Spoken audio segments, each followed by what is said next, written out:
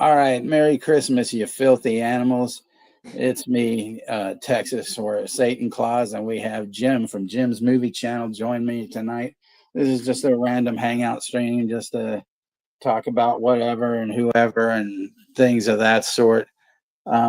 Just get you guys away from your in-laws or outlaws or the family you don't really like to see, and you only see them once or twice a year.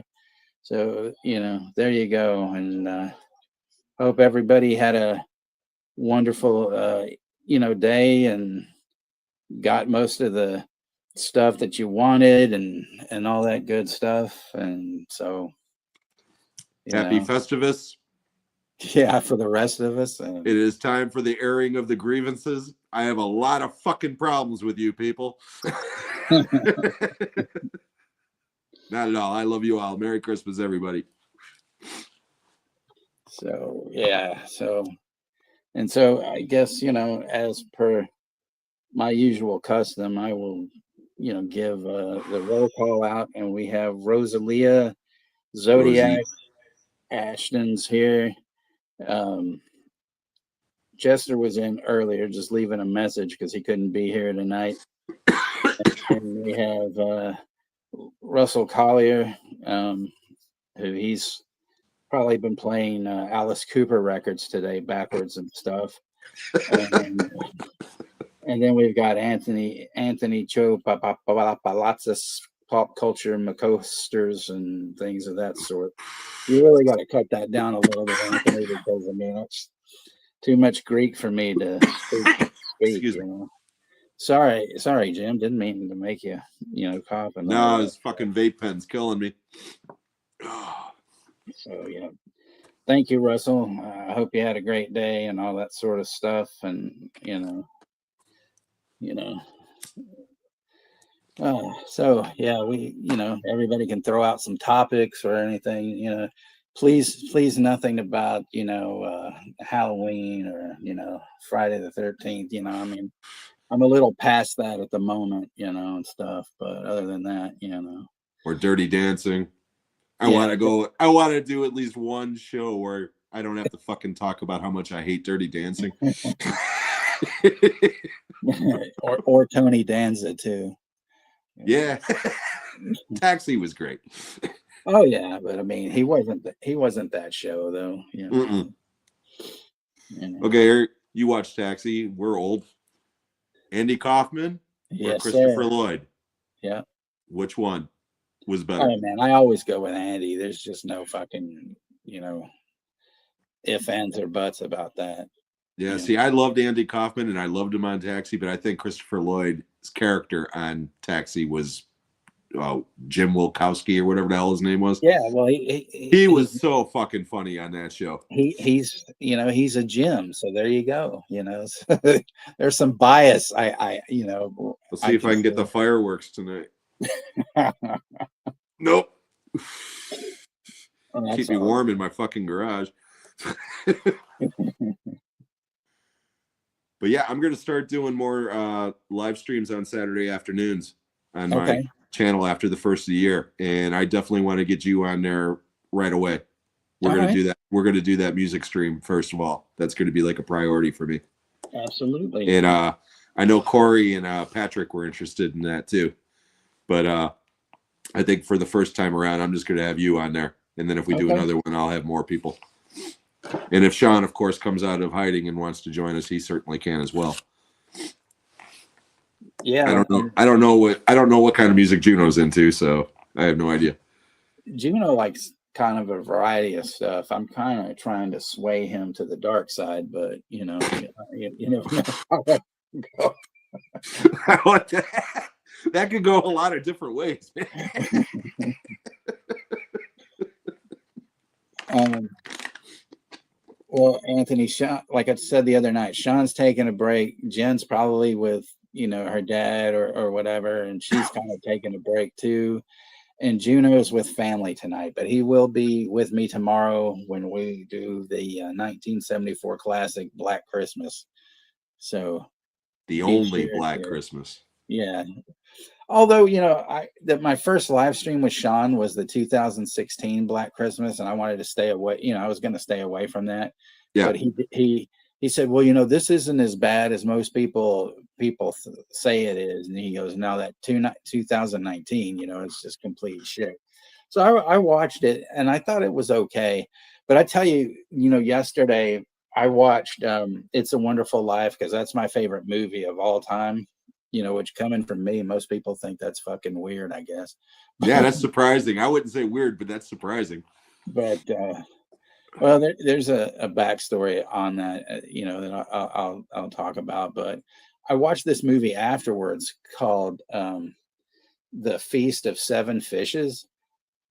Fuck, that was so good. It's a Christmas film, but it's like a indie kind of coming of age kind of. It's kind of got a little bit of romance in it, but it's not one that's where you're like, oh god, this is like really shitty. I mean, it was really good because it was basically about this girl that meets this guy who he works in his father's, like, I guess you could sort of call it a deli, and it's this huge Italian family, and she goes over to their house for Christmas, and there's I mean, there's other things that happen, but she's kind of from a richer neighborhood or whatever, and nobody thinks that they would kind of get along, and so there's things that happen in the interim. I don't really want to spoil it, but it was really fucking good. I was so surprised at it. I was just like, wow, this is great. Is that a new movie? It came out. It said 2019 actually, but I mean, I'd never heard of it. But yeah, I'd never heard of it. But it was really good. It has this guy Skylar Gisondo who was in Santa Clarita Diet from Netflix, and then that religious comedy show that was on HBO Max with John Goodman. Oh, the Righteous Gemstones, or he plays plays like their oldest son, the one that was working in Hollywood, and then he comes back to hang with them and stuff. Yeah, so, I saw that show. I didn't see the other one, but I've seen that show. Yeah, Santa Clarita Diet's fucking great. I heard it was. I heard good things about that. Dude, like I said last time we were on, I am so fucking far behind on everything. It's pathetic. I just, between my mom and my wife and my grandson and everything else, it's like I just never have time to watch anything that I want to watch. And when I actually make time to watch something, I end up watching something I've seen 20 times already. No, I hear you. I mean, I fucking watched time after time again today. I mean, I can literally be sitting here, in front of the TV, and I'm like, okay, what's on my list? And I'll look at my list, and I'm like, I don't know if I want to watch any of these things yet. So then I start going through other stuff.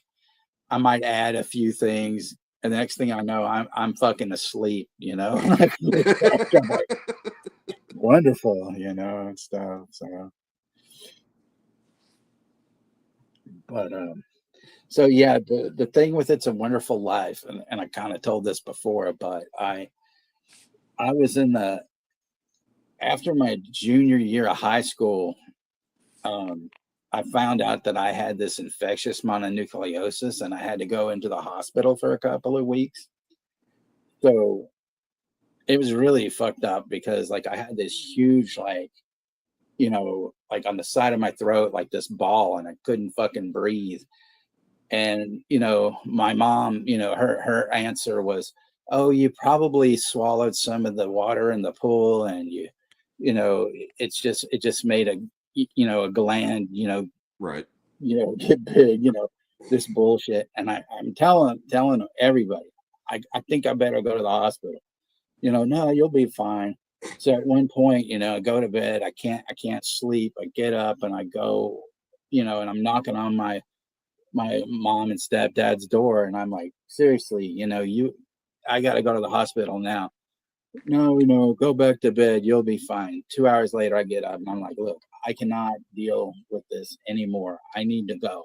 And so they take me, and we're having to fill out all the paperwork and all this bullshit. And then like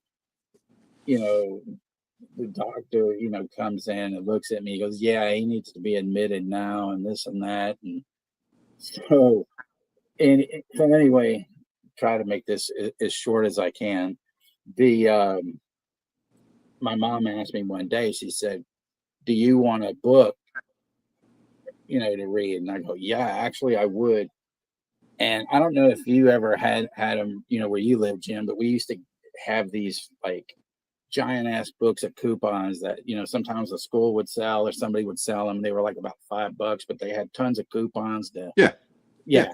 So there was one for, I think it was either Walden or B. Dalton. So I told my mom, I said, "Yeah, we got a book coupon for like I think $5 off." I said, and I wrote this book down, book Cult Movies by Danny Peary. And I told my mom, I said, "I want this book." And my mom, she didn't understand what the fuck that was. She's like, "Cult movies? I don't want you reading something about cults. That's not what it's about, Mom. It's about movies that, generally people don't really watch. They have a devoted audience. Yeah, it's a great book, isn't it? Russell, and anyway, so she buys me that book.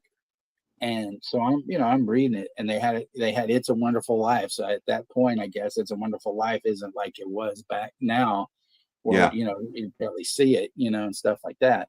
So I remember reading about it, and I was like, "Fuck, this one's, this is great. This sounds, like a really cool movie." And then there, of course, were others.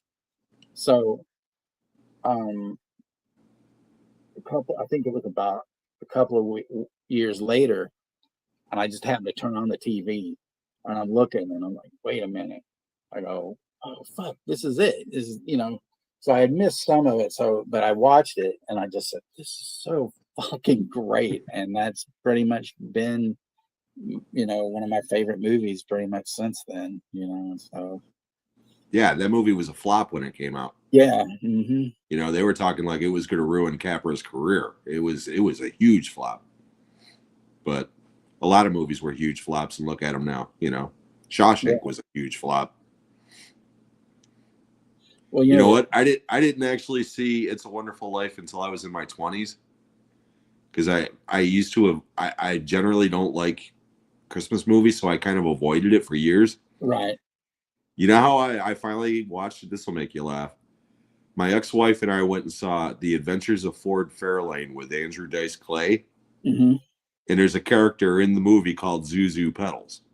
Ah, And she got the joke. I didn't, because she grew up with the movie. And she's like, that's so funny. And I'm like, what, because the character in Ford Fairlane is a groupie.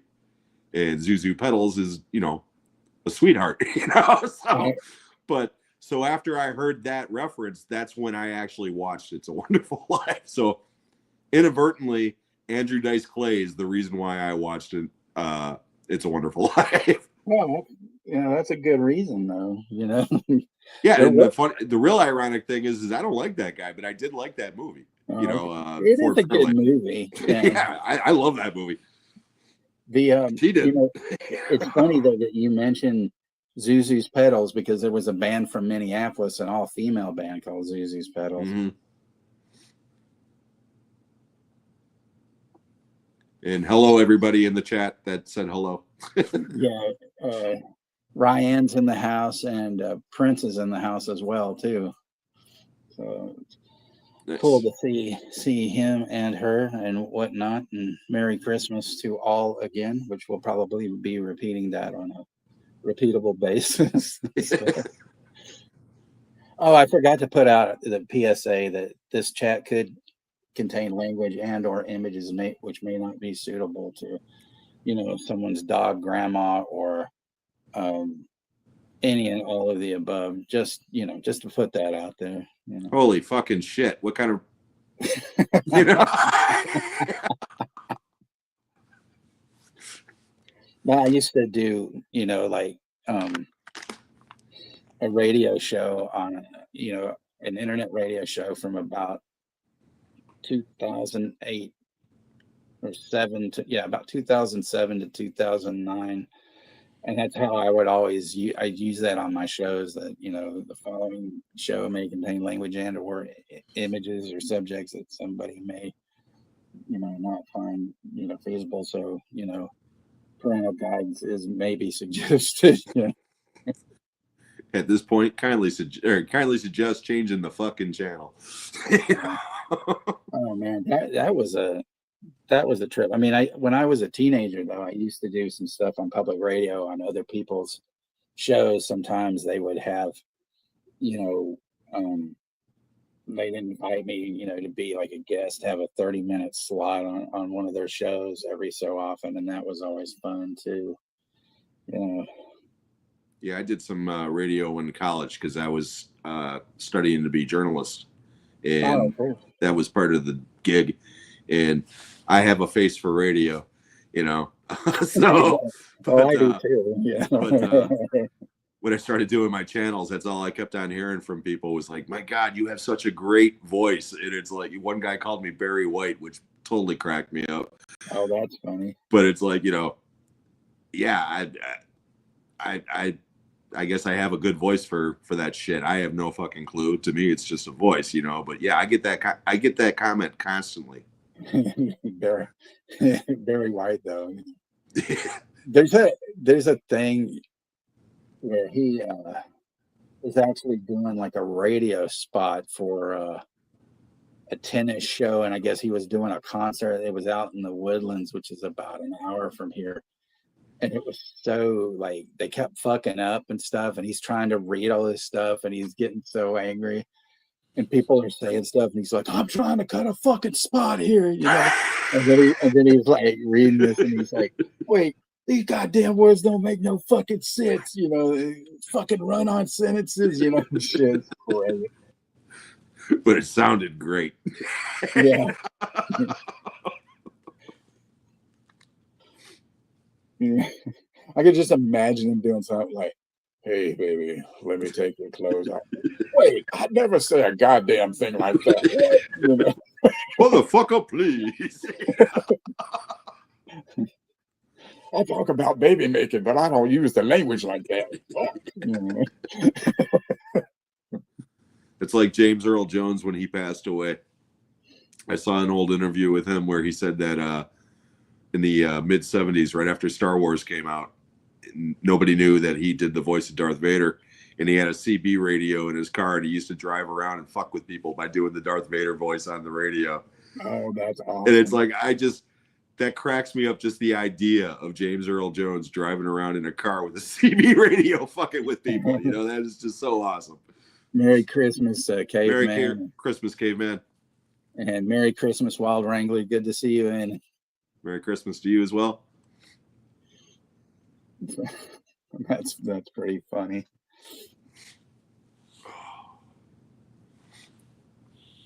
So I got to ask you, and I mean, this is probably pretty early, but since you know Rockfield and stuff, you got to give me some cheap trick stories.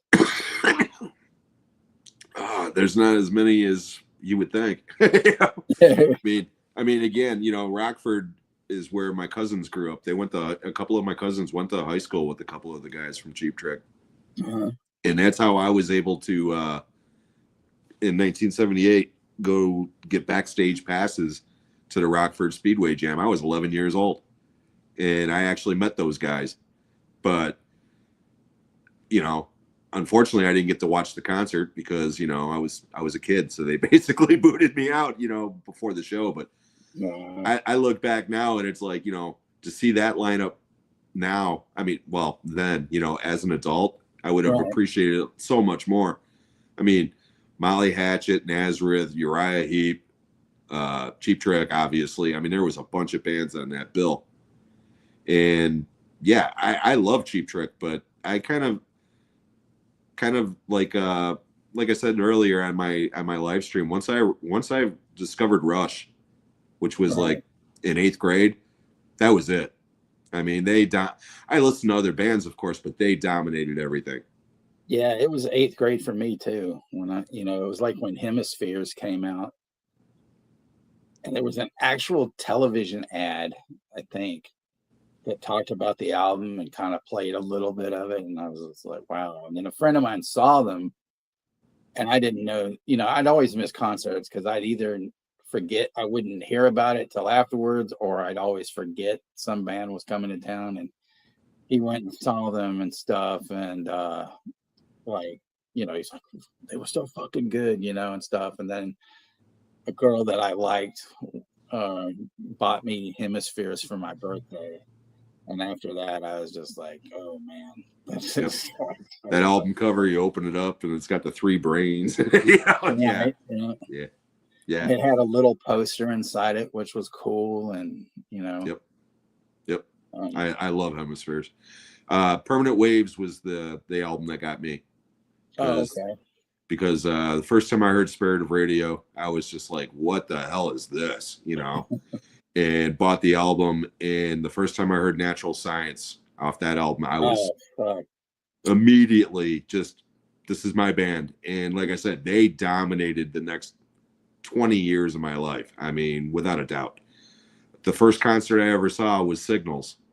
And I was 15 years old, school drummer, and had balcony seats right off the stage, side stage, to where directly in front of me, I had a perfect view of Neil Peart for an hour and a half. And that night changed my life. I mean, it literally changed my life. And my second concert I ever saw was Van Halen, the 1984 tour. So arguably you could say I saw the greatest drummer on my first concert, and I saw the greatest guitarist for my second one. And, what a 1-2 punch that was, I can imagine. I don't know. I mean, I liked Van Halen okay, but I think like a lot of their records kind of sounded the same. Yeah. But Eddie Van Halen, like I said, he was just, when that first Van Halen album came out, I mean, Jesus Christ, man. I put that fucking thing on. I was like, let's see, that would have been 78. So I was 11. The first time I heard that album, man, it just, my brain just, because I never heard guitar like that before. Right.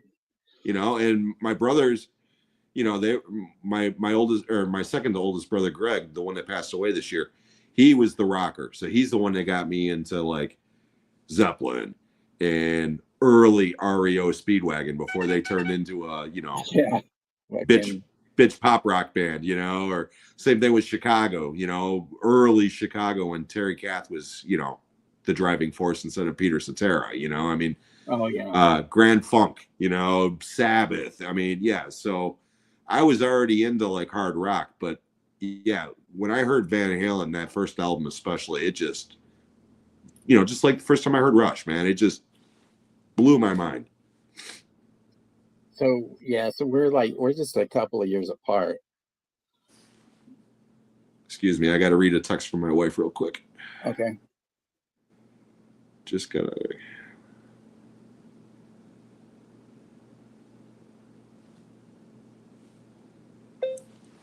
Okay, hon, comma. I will be there as soon as I put them to bed. Sorry about that. No worries. Go ahead. I'm sorry. So yeah, I was just saying that. Yeah, you're a couple of years behind me. So,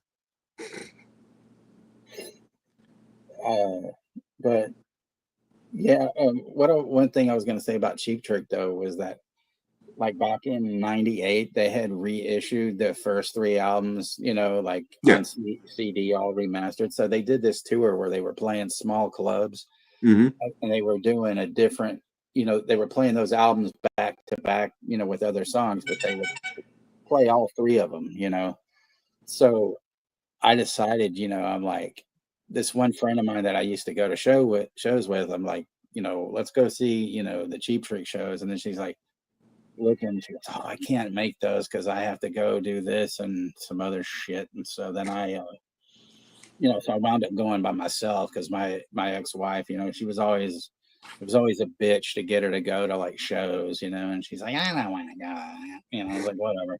So I bought this package deal where I could, it was like all 3 nights. And then I got into the venue an hour early before anybody else. And then I got to, there was a Q&A after the first show. And I mean, so I was in front, like every night. got to shake all their hands, Nice. and stuff. So it was, I mean, and like the first album for me is just incredible. It's like one of the, I mean, I still listen to it this day because I mean, one, it's really so raw. It was Yeah. basically the set that they were playing at the time. And then like the other songs, when they did the second album, the guy that had produced it kept, fucking with like a lot of stuff. That's why it sounds really uneven. Like you have a really great song like Downed, and then that version of I Want You to Want Me, it's basically a fucking country song, the way Yeah. that, It's really weird. yeah, The definitive version of that song is from Budokan. I mean, right. it But is. You know. there is a studio version that, I mean, it doesn't beat the Budokan version, of course, but it Yeah. comes close, you know. Hey, Larry, the Harakat dad, man, Merry Christmas. Good to Hi, see Larry. you. Yeah, Heaven Tonight's actually my favorite Oh, Cheap yeah, Trick album. that's a great one. That's the album that was like my gateway. And that was also the tour that they were doing for that Speedway Jam. And yeah, On Top of the World is like my favorite favorite Cheap Trick song of all time. That guitar riff at the beginning is just and the bass, it's just so fucking good. Well, that's the one thing too. I think Tom Peterson, with that 12-string bass, I mean, it's just absolutely fucking amazing, and stuff. Yeah, I still listen to Heaven Tonight on a regular basis. That's on my heavy rotation. I love that album. That never gets old to me. Dream Police, I loved when I was a kid. I like about half of that album now. Yeah. The one and after, I agree about the first album. The first album's great. But like the next album, like after that, All Shook Up. I used to, first couple of times I heard that, I hated it, but by that time I was all listening into punk rock, so I kind of like fucked off like a lot of bands I had been listening to at the time, including Rush for a while. Not no problem. Not a lot. A lot of people bailed on Rush in the 80s. Well, a lot of people bailed on Rush in the 80s. See, my problem with it was that, there were so many people when I was in high school, once fucking Moving Pictures came out, it's like, oh, Rush is the greatest fucking band in the world. I go, well, what's your favorite album? Moving Pictures. I'm just like, fuck you. It's like they didn't know fucking Fly By Night or Caress of Steel or any of that. No, especially Caress of Steel. I love Caress of Steel. So do I. But back then, oh shit, man. I mean, you'd bring that up and people would just leave, I mean, try jamming out to the fucking Fountain of Lamb Neff, I mean, most people are like, what the fuck is this, But I mean, the only bad thing about that album, and you know what I'm gonna say, is I think I'm going bald. Yeah, that's the weakest song on the album. I'll give you that. But you know what? Even that album, even that song, I get a kick out of. It's a shitty song, but I'll take that over Rivendell from Fly By Night any fucking day. I love Rivendell. Oh my god, Rivendell is the one song from Rush that I will not listen to. Wow. Every time I turn it on, I got to turn it off because it's the sonic equivalent of watching paint dry, man. I fucking hate that. Oh god, that's a huge hot take. Wow. No, it's not. I love Rivendell. That's your hot take. I've never known anybody to say that they didn't like Rivendell. But see, I've yet to meet other than like a diehard Rush fan that has said that they liked Rivendell. Just about everybody I know is like, yeah, man, I don't like that song either. But did you know that, like, okay, you know what Going Blind's about, though, right? Oh yeah. Yeah. Okay. Yeah, it's all good. I'll be right back. 1 second. Okay, no problem.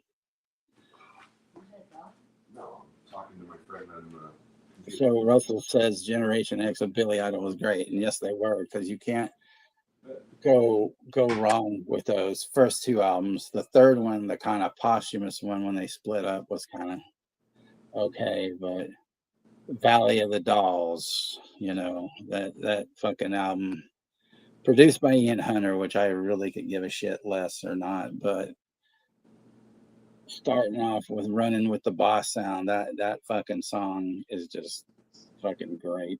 And then Night of the Cadillacs, or as Rosie would say, Night of the Cataracts. Yeah, I love the Bangles, and I love Talking Heads as well, and stuff like that.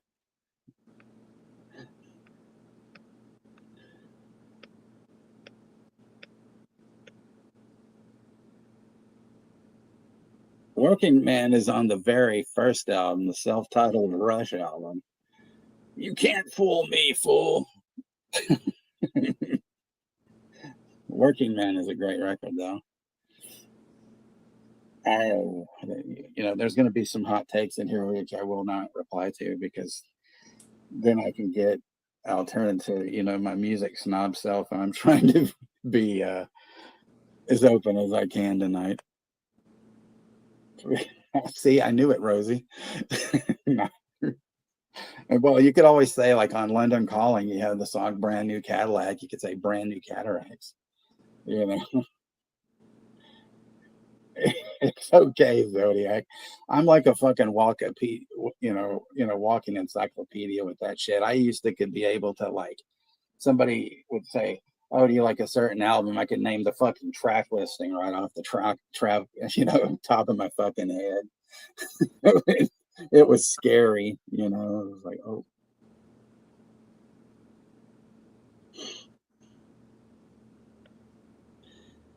I remember you mentioning that, Russell, that you were a roadie for Teenage Head.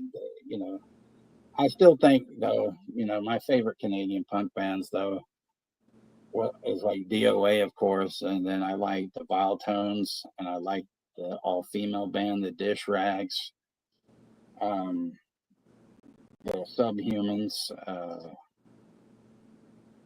I'm trying to think who else.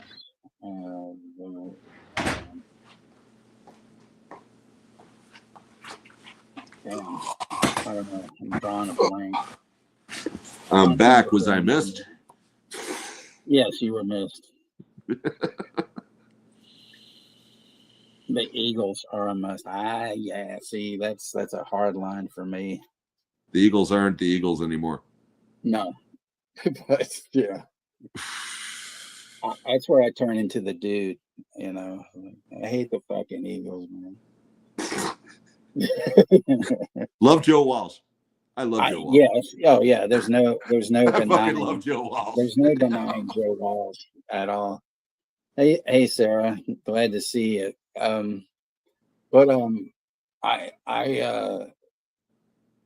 I mean, the funny thing about the Eagles is that I'm a huge Graham Parsons fan, and Bernie Ledden, who was part of the Byrds, with like Graham when Graham was in the band, it was kind of, I don't know if it was a traitorous thing or what the deal was, but when he left to join the Eagles, and then you had, and they were basically just Linda Ronstadt's backing band for years. Oh yeah. Yep. But that's what I don't know if you've seen the Yacht Rock documentary yet, Jim. I want to watch it. I heard about it, and I am going to watch it. Oh, it is so fucking good. So I heard it was. I just want to watch it just to hear Donald Fagen tell him to fuck off or whatever. Yeah, that's at the very end.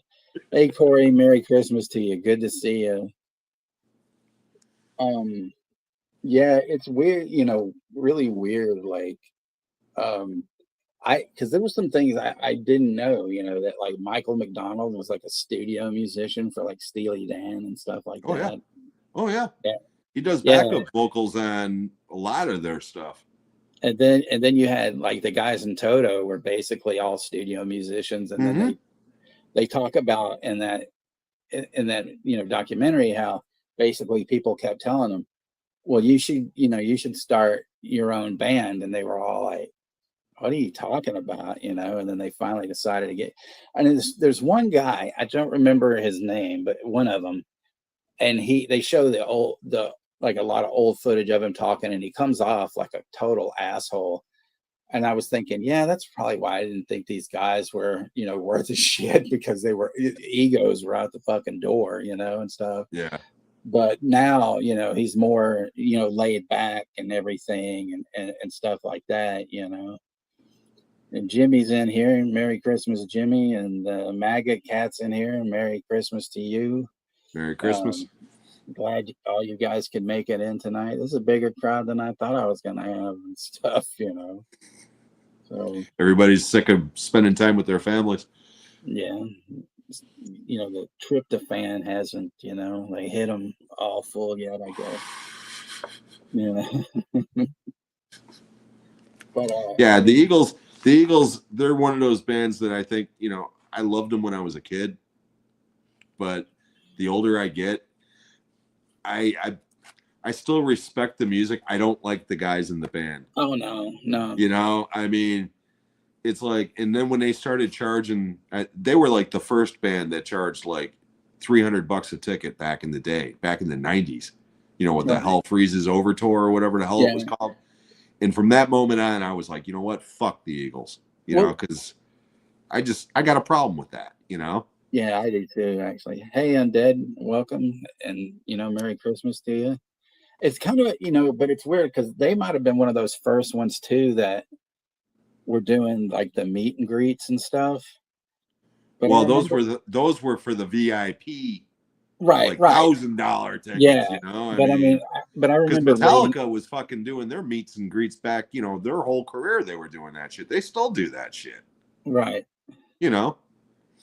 But I remember reading like something that Don Henley said that, I do this, blah, blah, blah, meet the fans, but he acted so cold about it, like he didn't give a shit, and I'm like, yeah.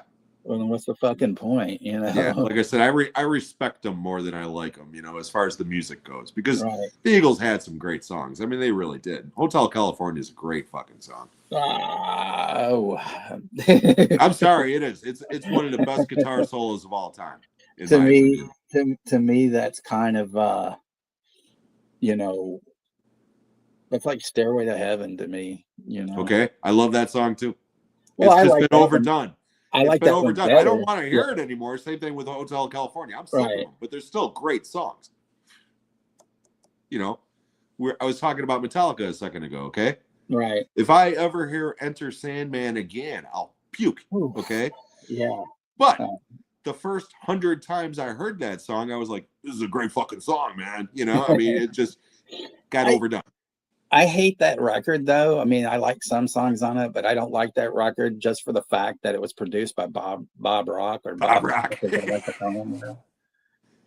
you ever see that documentary a year and a half? Yeah. That fucking documentary was great, man.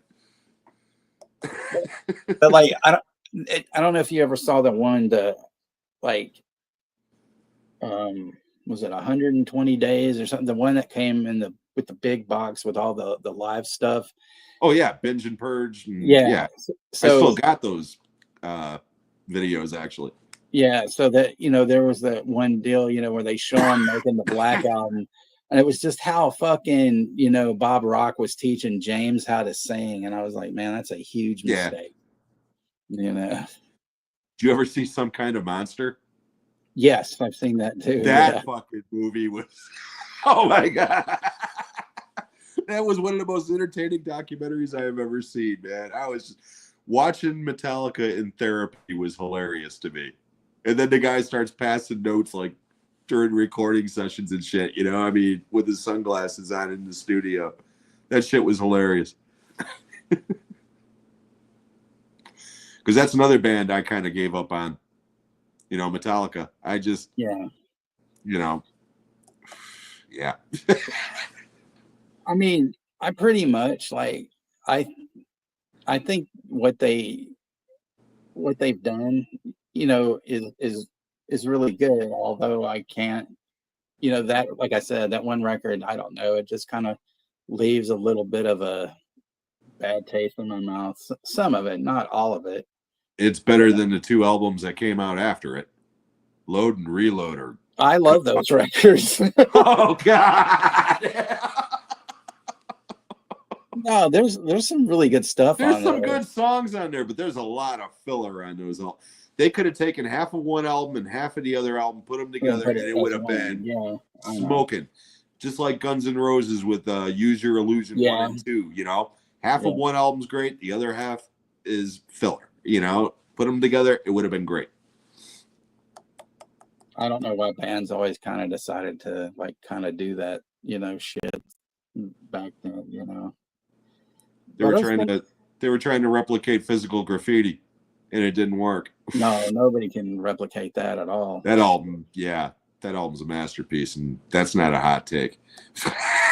And what's weird is that like what's the presence? People don't. I love Presence. Yeah, I do too. But I people don't fucking love Presence. really seem to. That used to seem to be like the one that everybody never really liked, And I'd be like, Yeah. why, And Through the Outdoor gets a lot of shit.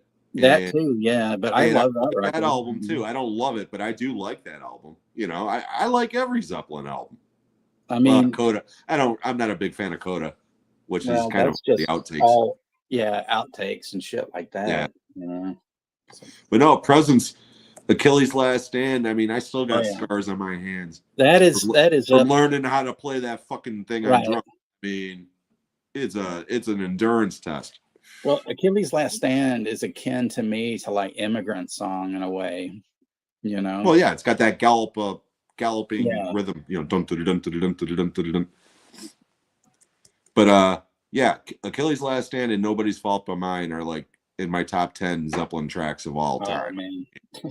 I have to agree with you there. It's funny, like Russell mentioned, body count, and I saw Ice-T, you mean? Yeah. Oh, okay. Cop Killer. Gotcha.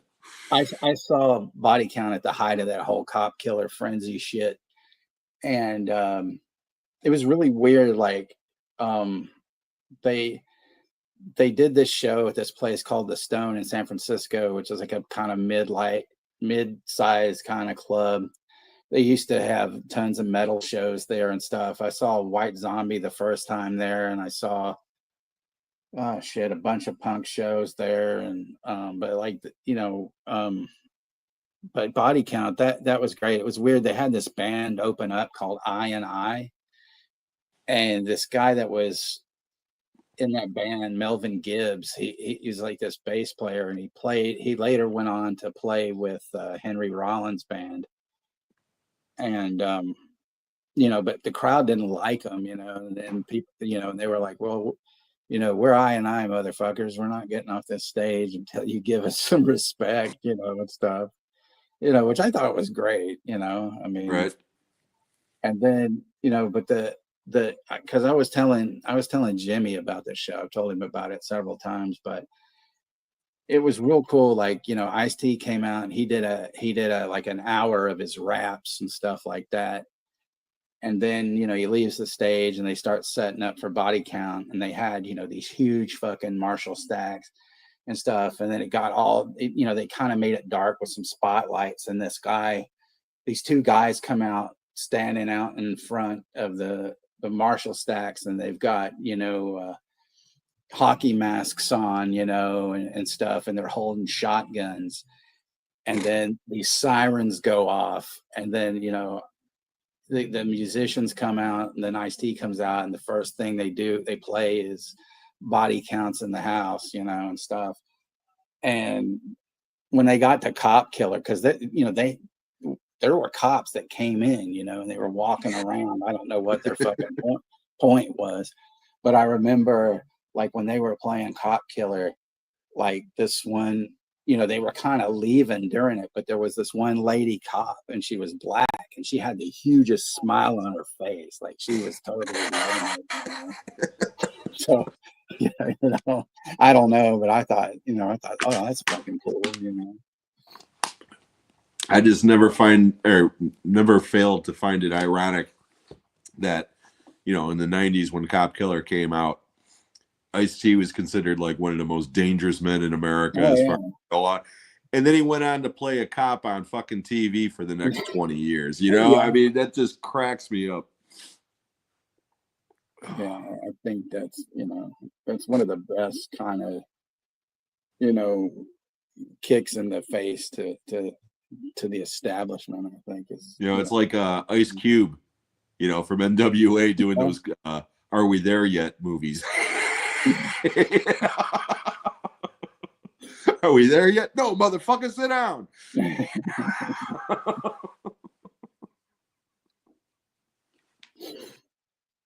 Times change. Yeah. Remember when Ozzy was considered so, much of a threat to the youth of America? Now he's like America's grandpa. What's kind of really funny, there's on the last, the last real Dead Kennedys album with Biafra, Bedtime for Democracy. There's a song on there where at the beginning where it says, "We came home one night and found our son laying in his bed from a gunshot wound. And there was an Ozzy record on the turntable. So we called our lawyer."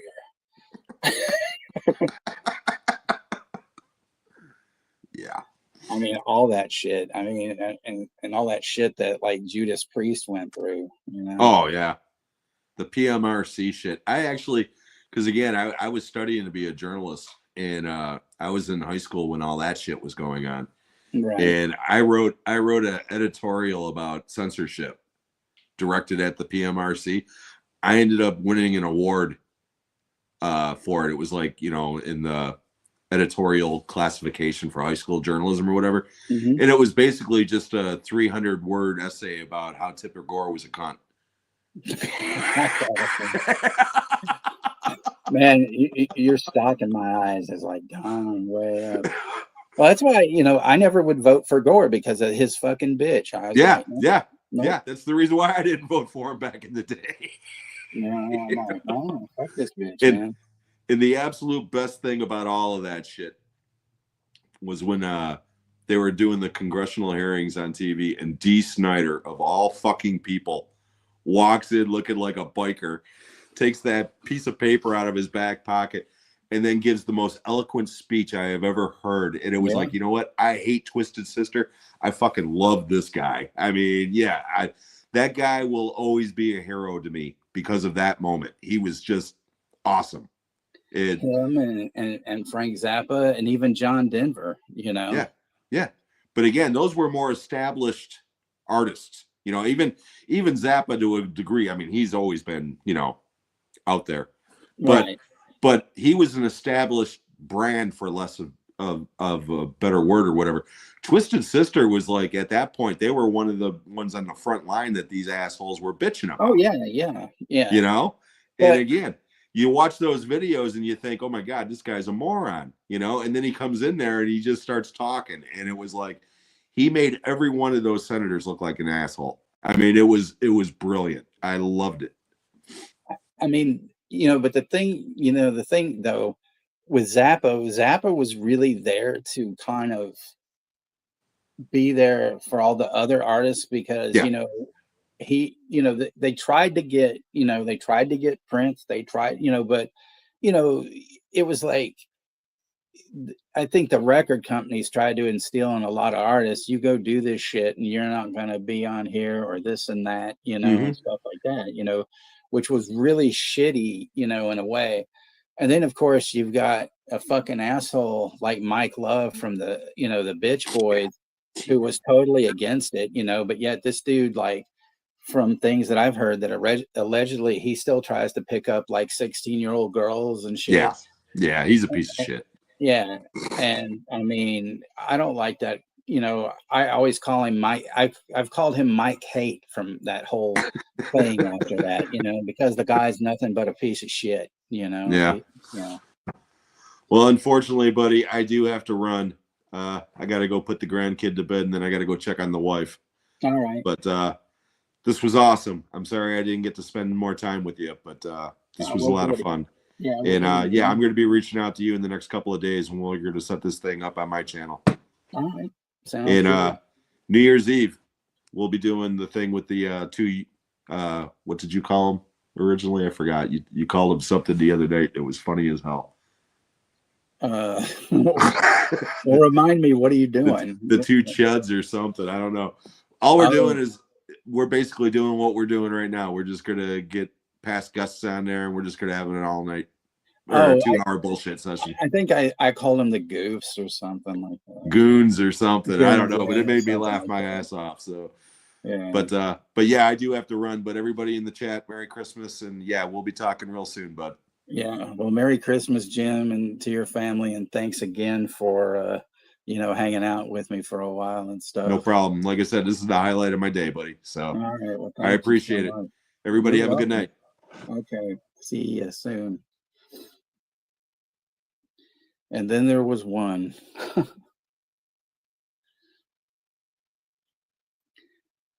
Questions, comments, concerns, anybody? Something? Cameras, a couple of cameras. Throw, ice cubes, light bulbs, anything. Russell's doing all the talking. He's not afraid to ask questions or repeat things 1,000 times. That's just a joke, Russell. Don't take offense, or take the fence if you have to jump over it. Thanks, Jimmy.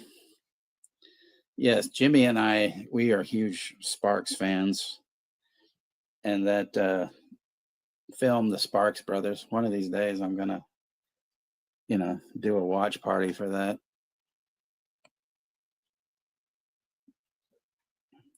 So what did everybody get good for Christmas? Anything worthwhile? Anything that you won't have to go to a crowd of people to fight through them to return, because that's the worst shit.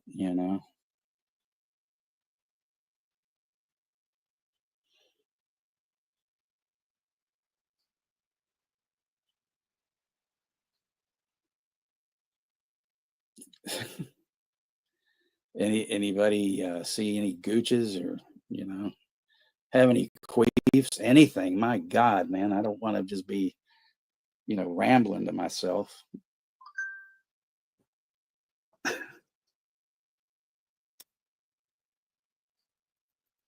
I don't know how I can take that one, Russell. That's a little,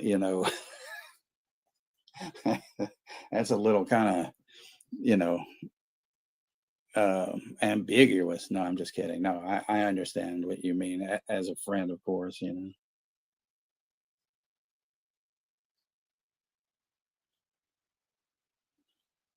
New, what's that? Some clothes and new pussy? What?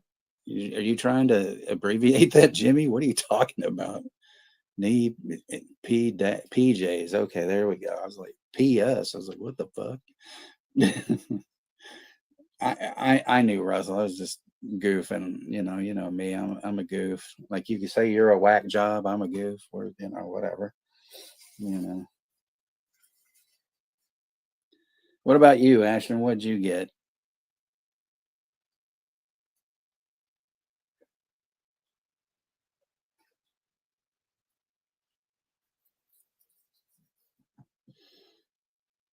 I got Moonbeam some kind of makeup remover stuff and some kind of other facial shit. She wasn't gonna tell me really what she wanted for Christmas, and then I had to kind of drag it out of her. And she goes, "Well, I don't really know what I mean. There's a lot of stuff that I don't always refill because I'm lazy or something, and stuff. And you know, so I got her some of that, and she said she was glad to get that. And then I got the kid a holder for her Nintendo Switch games, I guess, because she was running out of room. Ah, good laptop. That's great. And a Packers silk robe. See, that's cool. I mean, it's not. You can tell me I don't. I don't hate football that much. I just don't fucking watch it, and stuff. It's not a. You know, it's just nothing on the top of my list. I'd rather be watching, AEW or baseball season and stuff. Some clothes and the Call of Duty. That's cool. Ain't nothing wrong with that. See, I have to buy my own fucking presents because all my family's gone pretty much, or the ones that are still alive I don't talk to because I don't give a fuck, and stuff. But well, somebody's gotta hate AEW, it's all good. But anyway, um I got the Shawscope Volume 3 box, and I own 1, 2, and 3. And I've seen half the movies already because they put it up on the Arrow channel a couple of months ago before it even came out. So I've seen most of the movies, but I wanted to have this stuff. And, uh, I got I did get this. This I can show because I have it in the room. Let's see. It's a Steel Book of Amelie, which is my very favorite French film, besides like some of them horror movies. But this isn't a horror movie. But it's a fantastic movie with Audrey Tautou, and she's gorgeous. So yeah.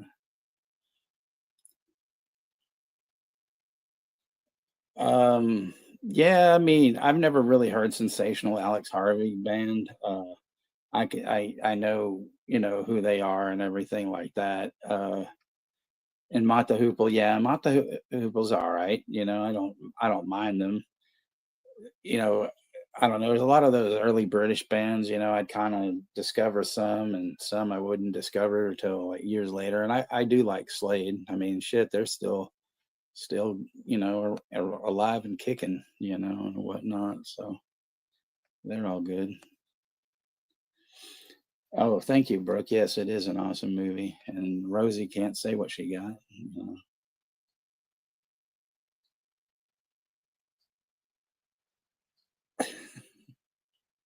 Well, who does like Tony Khan? He just kind of stands there with that goofy face, like, "Hey, everybody, yeah, look, you know."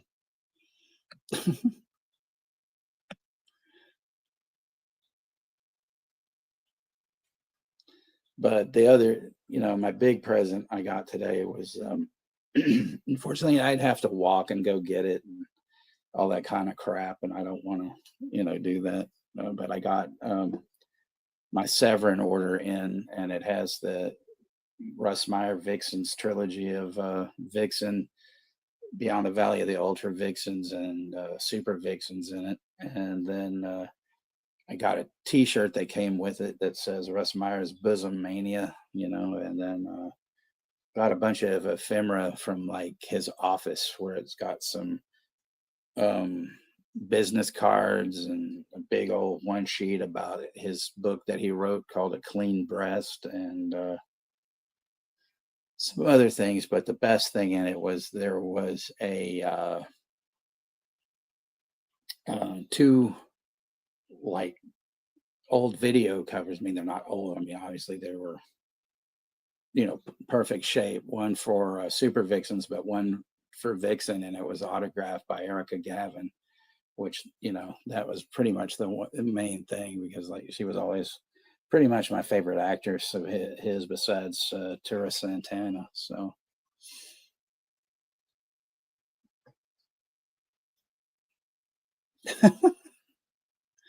Ixnay on the Nate, yeah.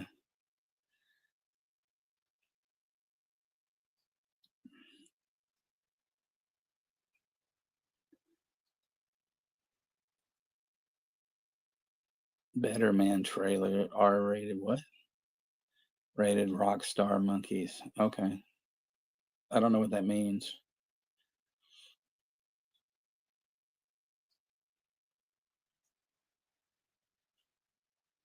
That old saying, Russell Joe Cocker was a rocker off his knocker or some shit. I don't know.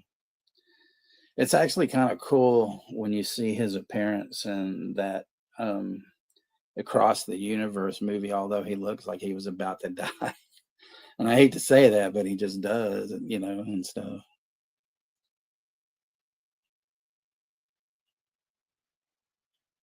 Better Man. I don't remember. You'll have to refresh my memory. I have not seen the Happy Gilmore trailer 2 though.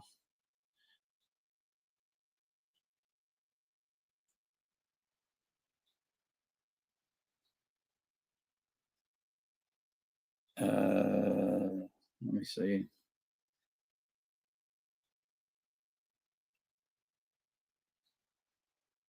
Oh yeah, yeah, yeah. That fucking Robbie Williams fucking Planet of the Apes fucking deal. Yeah. I don't know what to think about that really. It's so strange. And why would they kind of name a movie about Robbie Williams after a Pearl Jam song? That doesn't make any sense.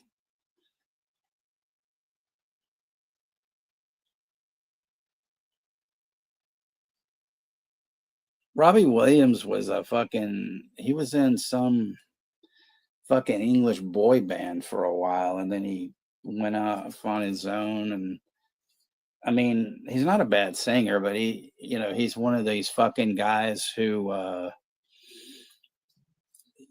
kind of created I don't know, created, but went out there and was doing dope and just or being a drunk and for like the longest time. He's kind of, I guess, in some ways trying to be like a current Elton John or some shit, I think. I don't fucking know. But yeah, you know, that's the only way it looks to me. But yeah, I don't know why they would make that fucking movie like that, It's weird, you know.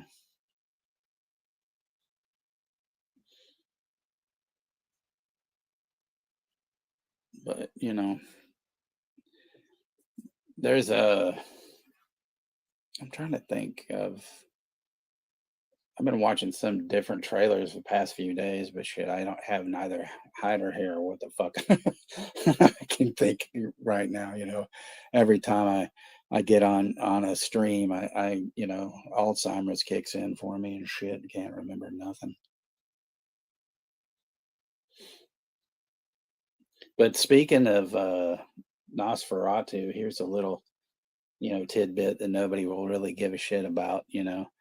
Um, there's this guy, Hugh Cornwell, who used to be in one of my all-time favorite bands, the Stranglers, and he did a solo album in '79 called Nosferatu, and he had the drummer of Captain Beefheart's band, Robert Williams, playing with him on there. But he had some great like guests on there. He had a couple of members from Devo on there, and he had Ian Dury was on there.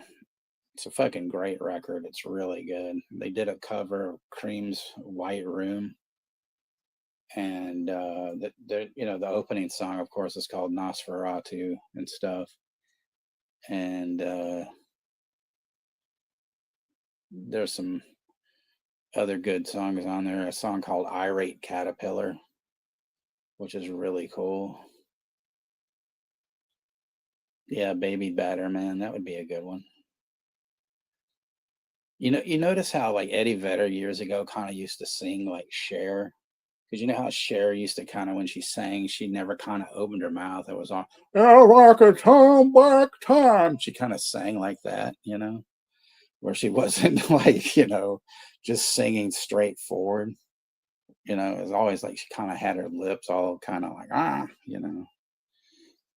where it looked like she kind of had like paralysis or some shit. But I love Cher, and Cher's awesome. And I'll tell you why I love Cher, because when she put out this one autobiography, my mom waited in line to meet her, and she was so kind to my mom. She kissed my mother's hand. She wrote, on the picture that she gave my mom, she wrote "Love Cher." And I guess there were a couple of guys that let my mom go ahead of them and stuff. And this one guy was like, "Oh, she never hardly writes love on anybody's pictures, darling." And so my mom, was really, thought that was great. So. Yeah, you mentioned how they were already spoiling Bill Skarsgård's look and stuff, but really what he looks like is the clown from It. That's the whole getup. so you don't have to worry about it,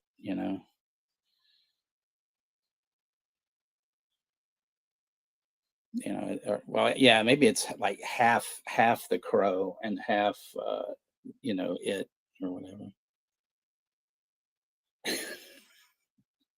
Hey, Jason, how you doing? Ginger Ninja's in the house. Do you believe in love after glove? That's right. Hey, Sailor George, how's it going, buddy? Merry Christmas to you. Merry Christmas to everybody. Again and again and again and again, stuff.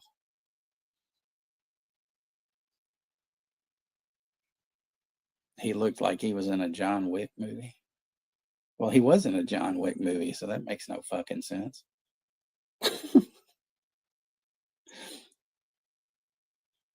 He was in that John Wick 4 out the back door. Yeah.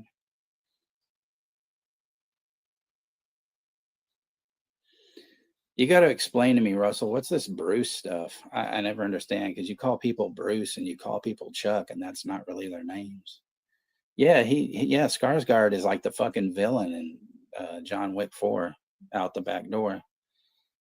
Yeah, Bill Wick, Candle Wick, Dick Wick, Sick Wick, there we go. John Wikipedia, yeah. Oh, well, you should see some of it. They're good movies. They're not bad.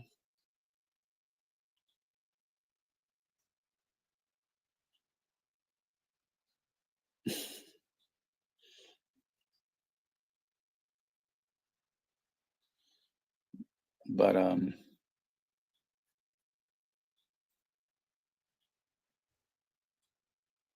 don't think he was in one of the Mission Impossible movies. But then, of course, I never saw that.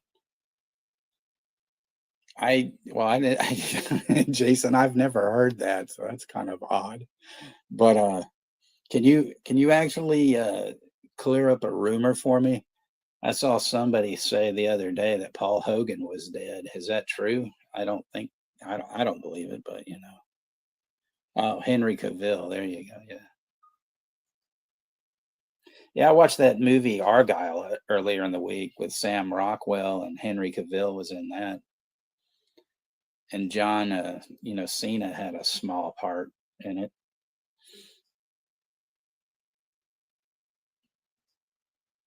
Oh, I see. Aussie guys call everyone Bruce. Hmm.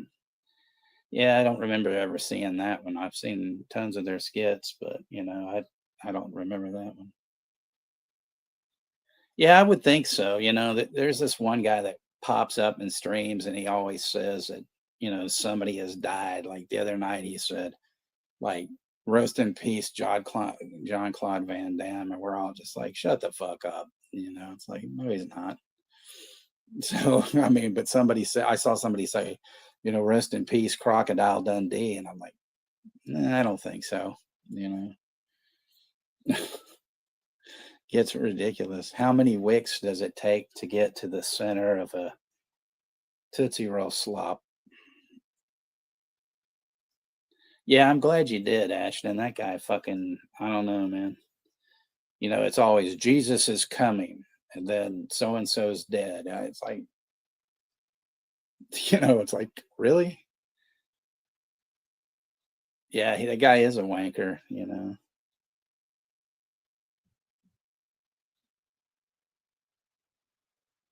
Well, if he comes in here, we'll kick his ass out. I don't, I'm not going for that false shit, of people, oh, this guy's dead and they ain't dead. Exactly, Ashton.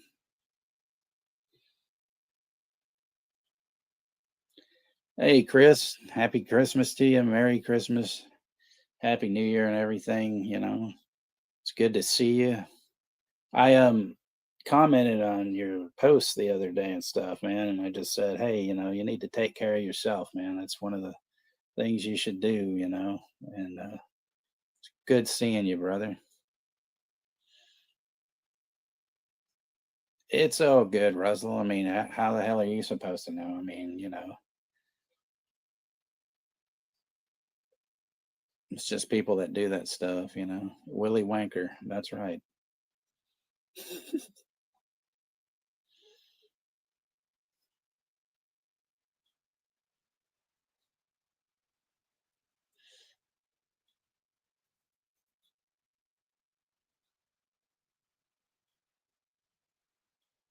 Yep, everybody should be happy, you know.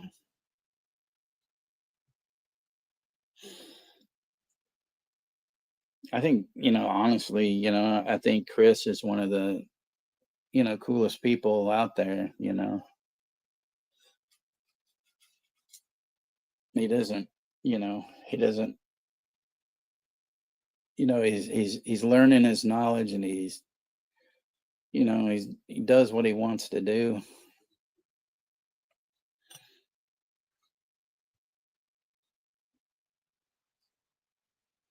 Well, I'm glad you like the keep. Even Michael Mann thinks the keep is shit. So I mean, that's kind of weird to hear it from the director. I don't like my movie, you know, but you know.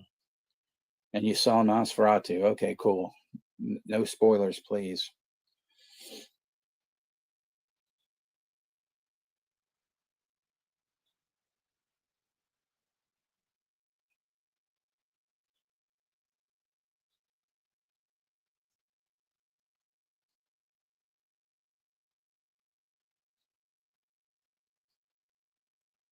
See, the one thing that we really, you know, don't know, but secretly Russell is Nosferatu.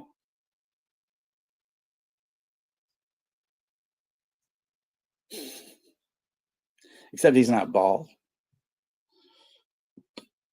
and he wears funny hats.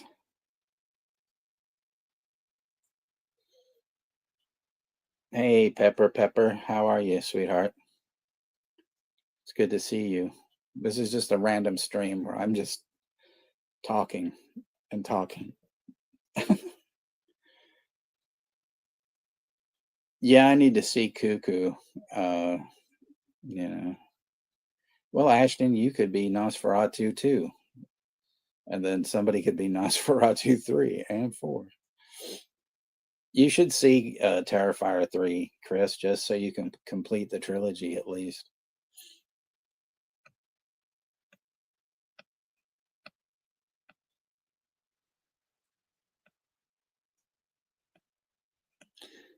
But yeah, I've been waiting for Cuckoo to come on streaming. You know, I've been waiting for that.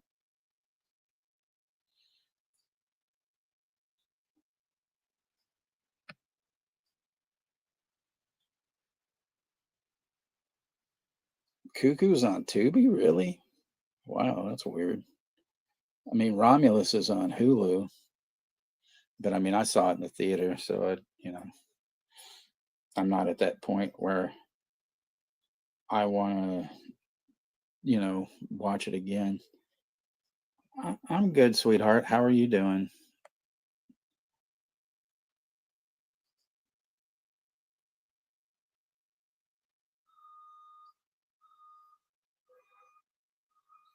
Oh, they added Cuckoo on Hulu. Okay, I'll have to go on there and watch it.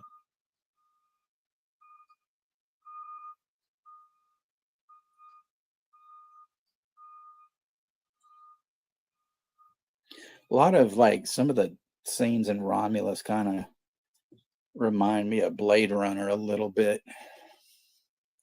Just like the setting, not like the actual movies and shit, you know, the whole movie and stuff like that.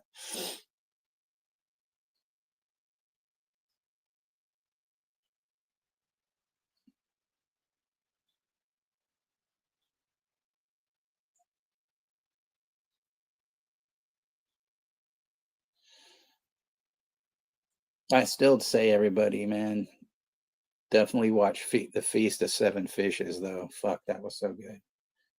Like I said, it's not a horror movie, but fucking really good.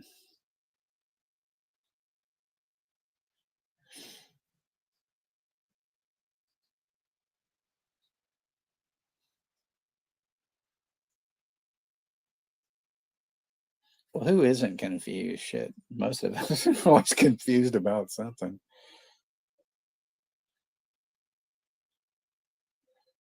See, that's what everybody says. They didn't like the ending of it, but I don't know. It didn't bother me, you know.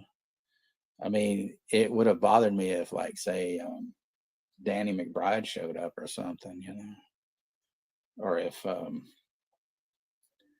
what's his name showed up. That David Gordon, you know, Blue.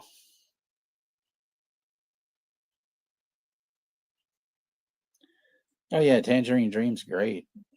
Bunch of Germans playing prog rock, you know, and stuff. I would rather actually listen to Tangerine Dream than like fucking Yes, you know, some of those early records, you know, you play them and you hear birds chirping in the fucking speakers and shit. You think, damn, am I in some kind of weird park that I didn't even know I was in all of a sudden? You know?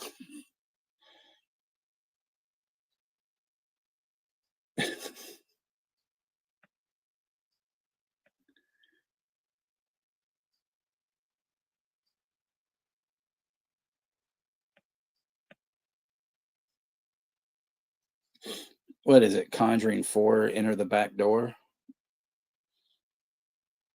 or some shit like that. Conjuring 5, We Don't Know How to Hand Jive. Oh, fuck, you'll love Sorcerer. That's a fucking great movie.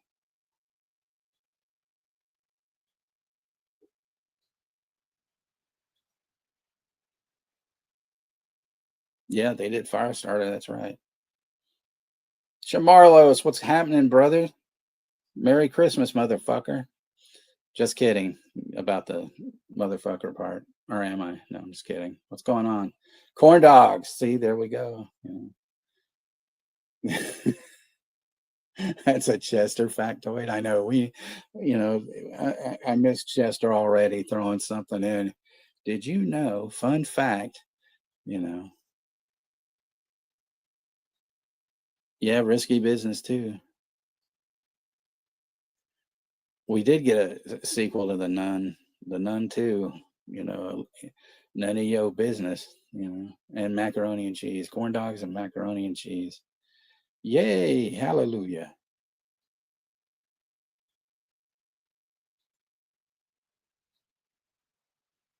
That's Cuckoo is the one, Jimmy, that I tried to get us to go see, and I think we might even saw the trailer for it once, and I think it kind of scared you or something. Salad too. God bless something. Well, at least it's America without the K's, because we don't play that shit.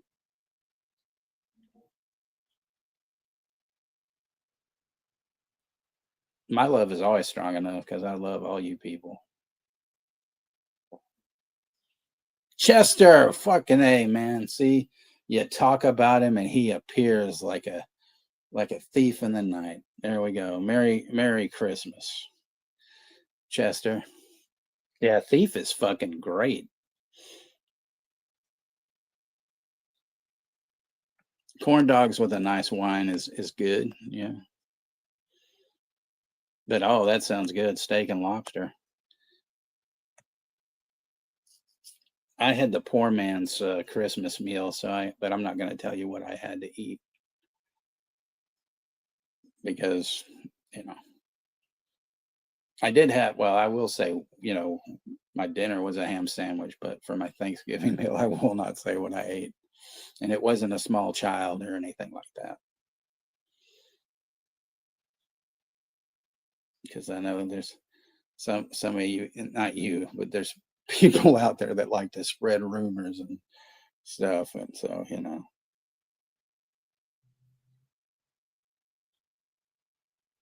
like that one time somebody said Chester and I were out in the prairies hunting down buffalo and shit like that. It's like, where the fuck did that come from?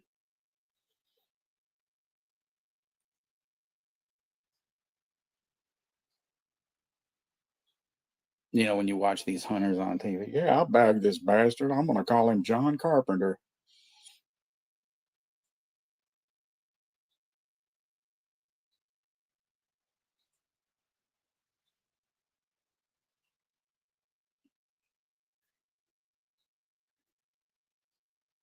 Yes, there's no Hansel or Gretel up in this piece. I can tell you that much.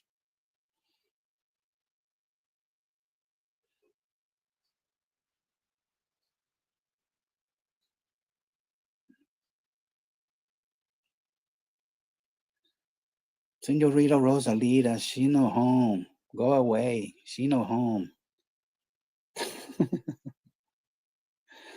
And we got P. Rich the pimp up in this place from the Hatchet Boys. Happy ho ho, motherfuckers. Merry Christmas, P.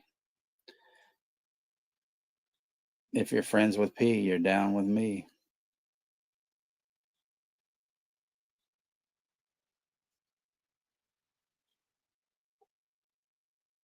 If that wasn't everybody's favorite song in 1995, I don't know what was. Besides probably something fucking stupid by the Spice Girls or something. You know, the whole if you want to wear a rubber, you know, and all that.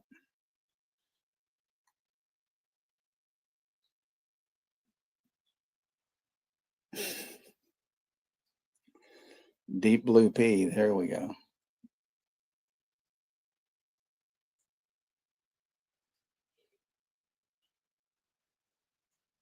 You know, when somebody says, I'd like to have this salsa extra mild, that means there's no salsa at all. It's just fucking tomato paste or some shit.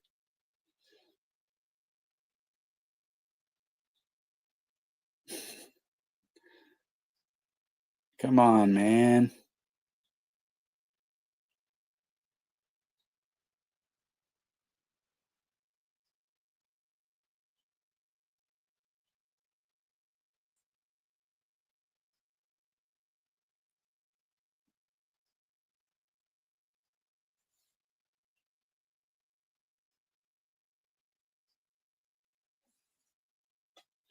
So, yeah, quick reminder that we've got me and Juno are going to be doing Black Christmas tomorrow night on the channel. It's available. I need to post the Look movie, but it is available on Prime Video and the Cock if you guys want to divulge in any of those streaming services. I don't know. I've seen it. Christmas with the Cranks. I'm not really a Tim Allen fan, you know.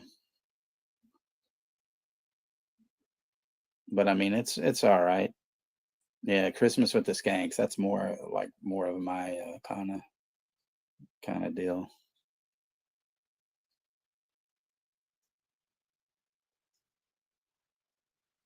I know what you were doing, Russell. You were saying, "Father Christmas, give me some money."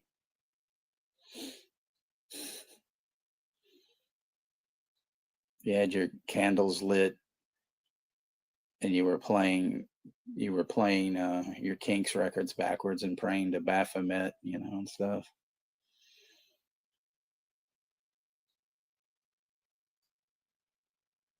No, no, no, never the 2019 Black Christmas. We were playing the original, 1974 Bob Clark. You know, I'm sorry, that's Bob Kimberly Clark. We're gonna, yeah, and stuff because I know Rosie would like that one.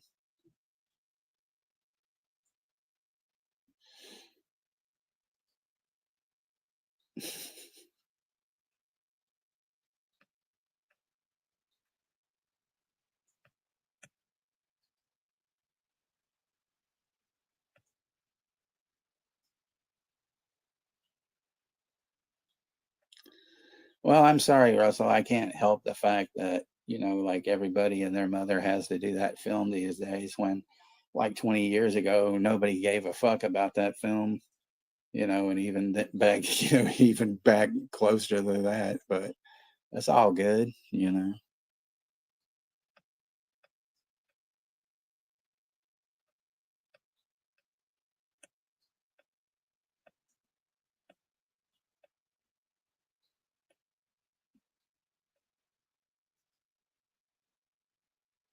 Christmas with the Drunks, that would be a good one.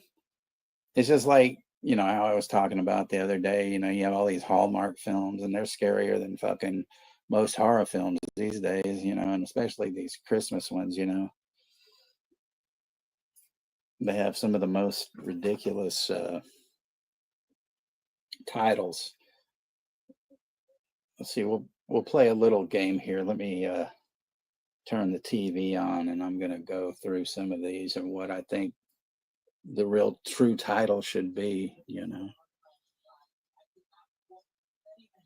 Oh, I love these Omega XL commercials, you know. It's like, oh, I could not walk, and then I tried this and I could walk, and then somebody threw an apple, it hit me in the head and paralyzed me from the waist down, so now I can't walk ever again. Why you know,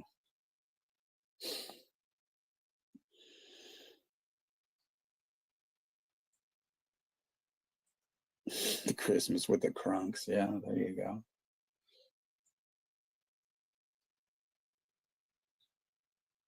I was actually before the stream. I was watching this Eddie Murphy movie that came out last year, Candy Cane Lane, just to see what the fuck that was about, and it was all right.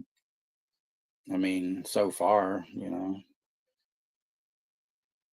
some kind of weird, you know, magic bullshit.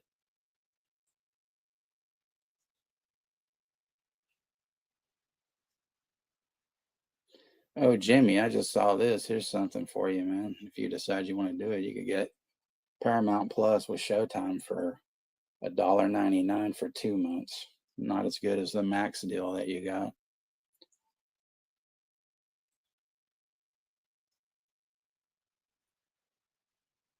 Yeah, fuck the movie. That would be a good one.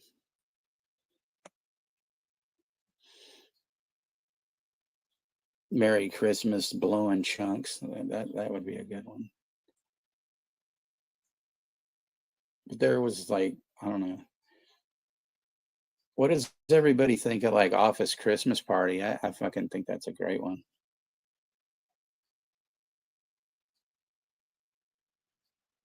Thank you, Chester.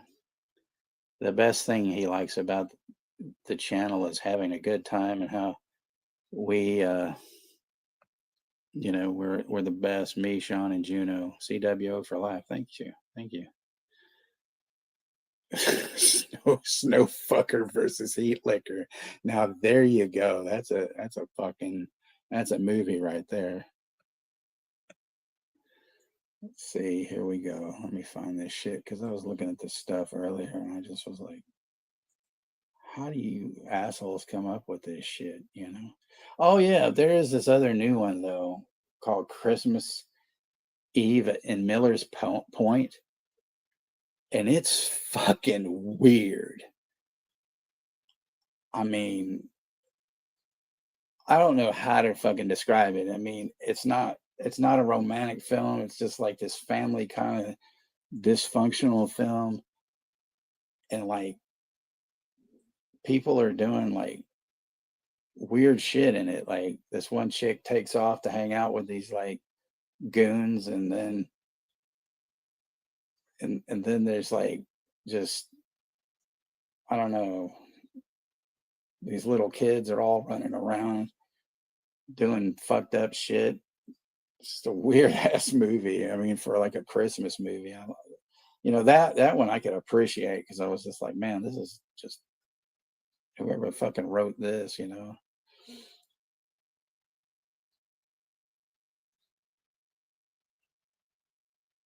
Yeah, Office Christmas Party's fucking great. I like that one a lot.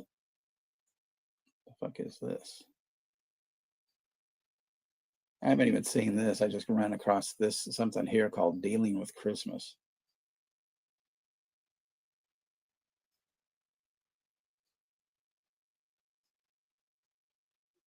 It sounds weird. I'll have to relook at that later. That's the one thing I can't stand about Prime. You start looking at stuff that you didn't see like 2 days ago, and then all of a sudden this other stuff just shows up. And you're like, what the fuck is this?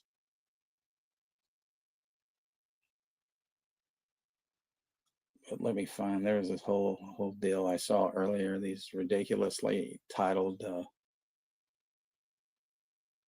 movies. Prostitute on 34th Street. There's that one. Yeah. Beat the Bishop's Wife. That was another one. There's like the Christmas Carol, but then there's a movie I saw called A Christmas Karen. I mean, what about a Christmas Linda? Or so, I mean, just have every fucking Christmas movie with some woman's name.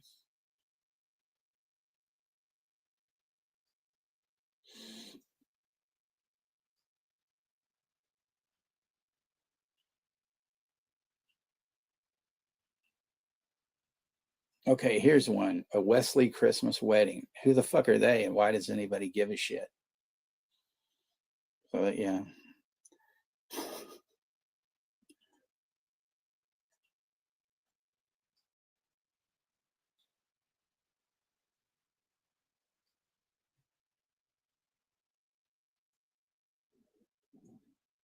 Yeah, and then there's some weird movie called Elf Me, and it's not a porn. Because when I think of something called Elf Me, I'm thinking about a bunch of little men running around, and pulling a train on like Snow White or some shit like that. I don't know.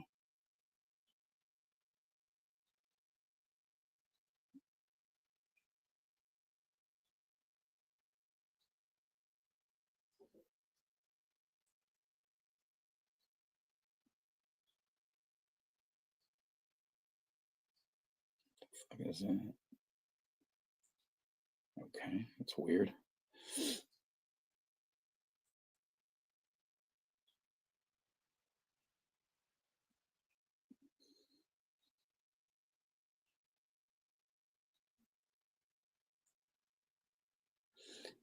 And then some of their like things that they put up, like the like for their sections, and they have, it says complicated romance TV, and then they list the movie This Is England. What the fuck? It's not a romantic movie. It's a great movie, but it's definitely not really romantic.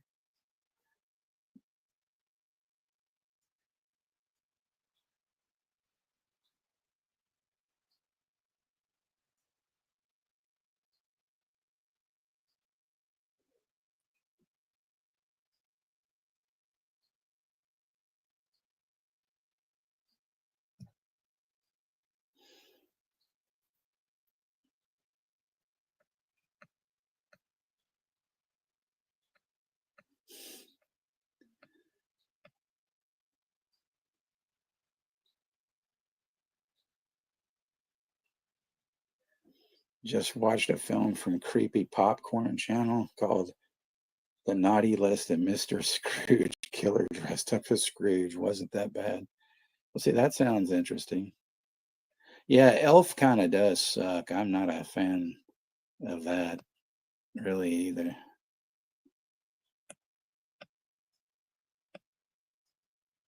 I had some friends, I had never seen it, and they said, "Oh, you got to watch that at least once." So then I watched it with them, and I just kind of was like, I was like, no, not really.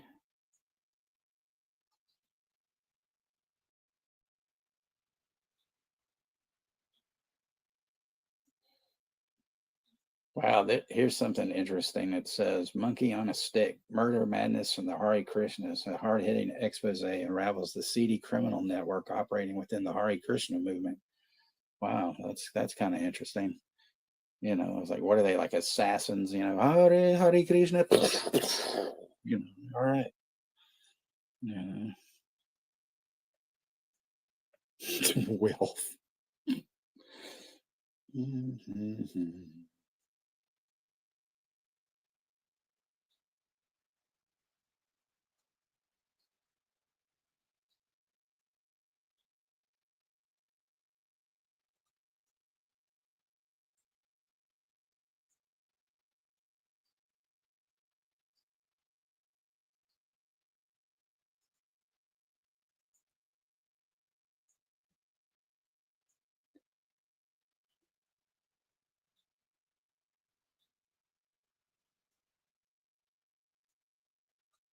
Oh, here's something that's actually aptly titled Christmas with Jerks. That actually sounds pretty good. Says a middle-aged child star escapes to her sister's empty house for the holidays, but finds an injured stuntman dog sitting, and she wants him out ASAP. Well, it might not be as jerky as all that. Queef on a Shelf would have been good, though.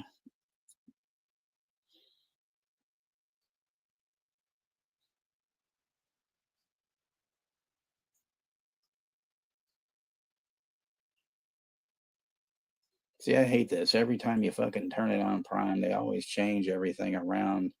So that I guess it's just like trying to confuse you, because earlier they had a whole deal of Hallmark Plus movies and all this bullshit.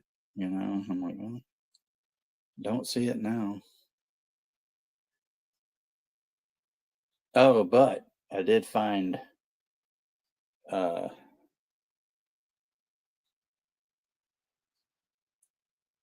some kind of Christian stuff, and here's something called White Savior Racism in the American Church.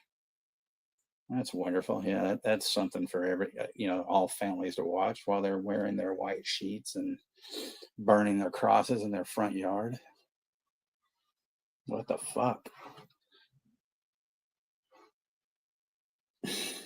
Happy fuck ass. Happy holidays. Yeah, that would be a good one.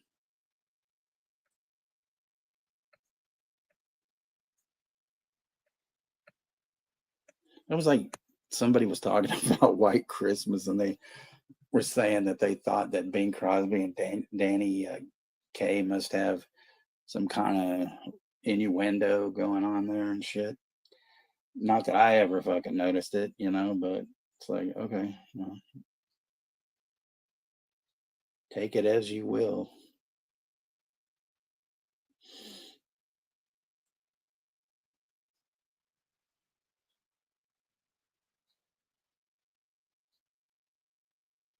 And sometimes there's titles you just never can understand, like this: The View from Tall. The fuck does that even mean?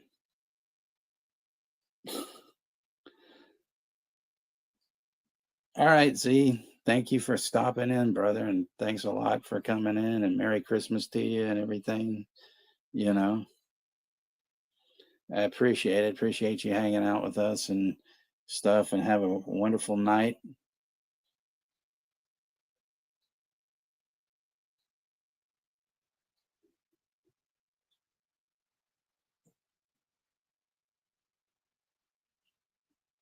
How come Oliver Twist never had Chubby Checker in it?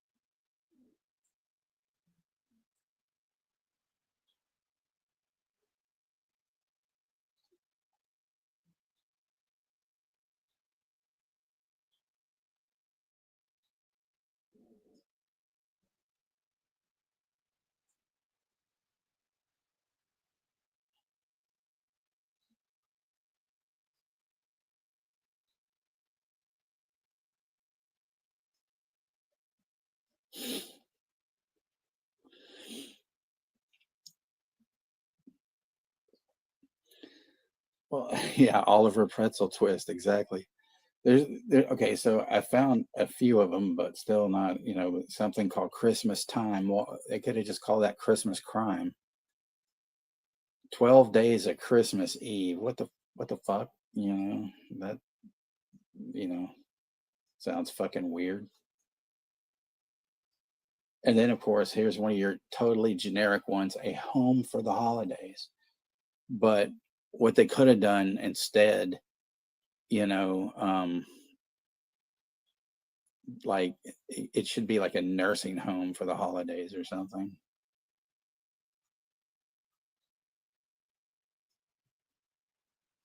Christmas keepsake. What are you keeping?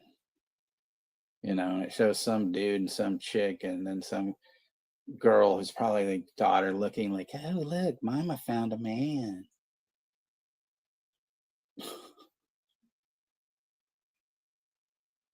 What we did on our holiday. Who gives a shit? Okay, let's see. Christmas in Tennessee. Why is it Tennessee? You know, it's like, what the hell? Doesn't, who cares? Nobody cares.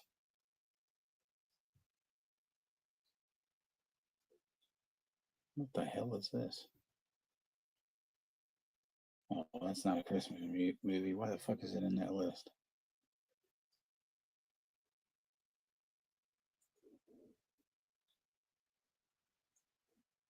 Ah, here we go. Now I found it. Oh shit, this is gonna be fun. Twisted Hipster. That's a good one. Yeah.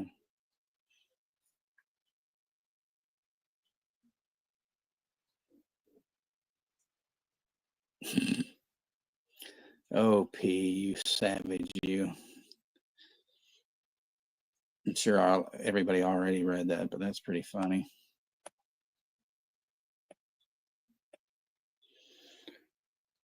Okay, there's one called The Christmas Quest.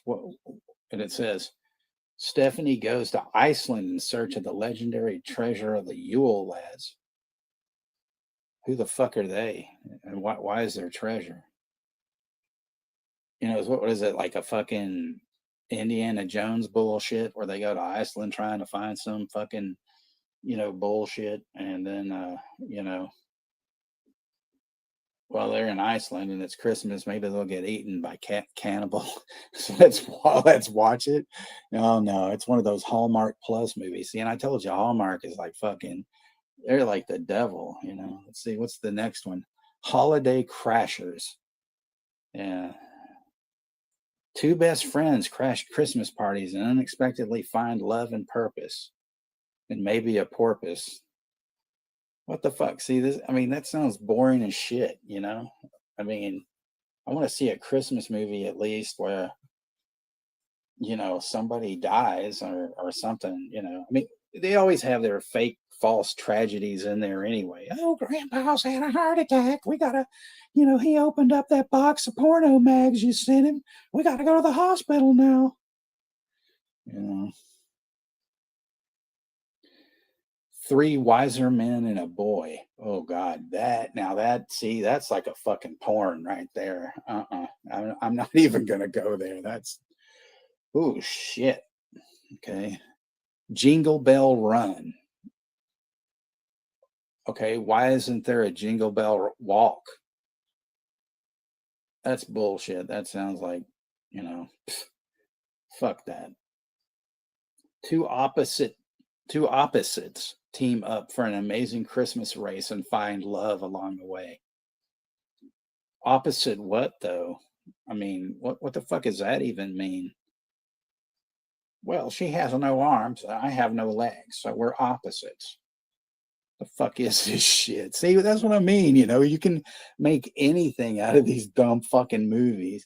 And then here's something called Holiday Mismatch, and it's got the two women that were like Sabrina's aunts on the Sabrina show. So it's like that's what they're doing now is they're like fucking they're supposedly playing rival moms, but they're slumming in a fucking Hallmark, you know, movie. Give me a fucking break. Oh, here's the one that everybody's gonna love. Happy Holidays. It's not a werewolf movie though, but Mia meets Max and a stray dog, and then they discover Seattle together. How can you discover Seattle? I mean, it's right fucking there. You know, it's on a goddamn map. Jesus, what the fuck?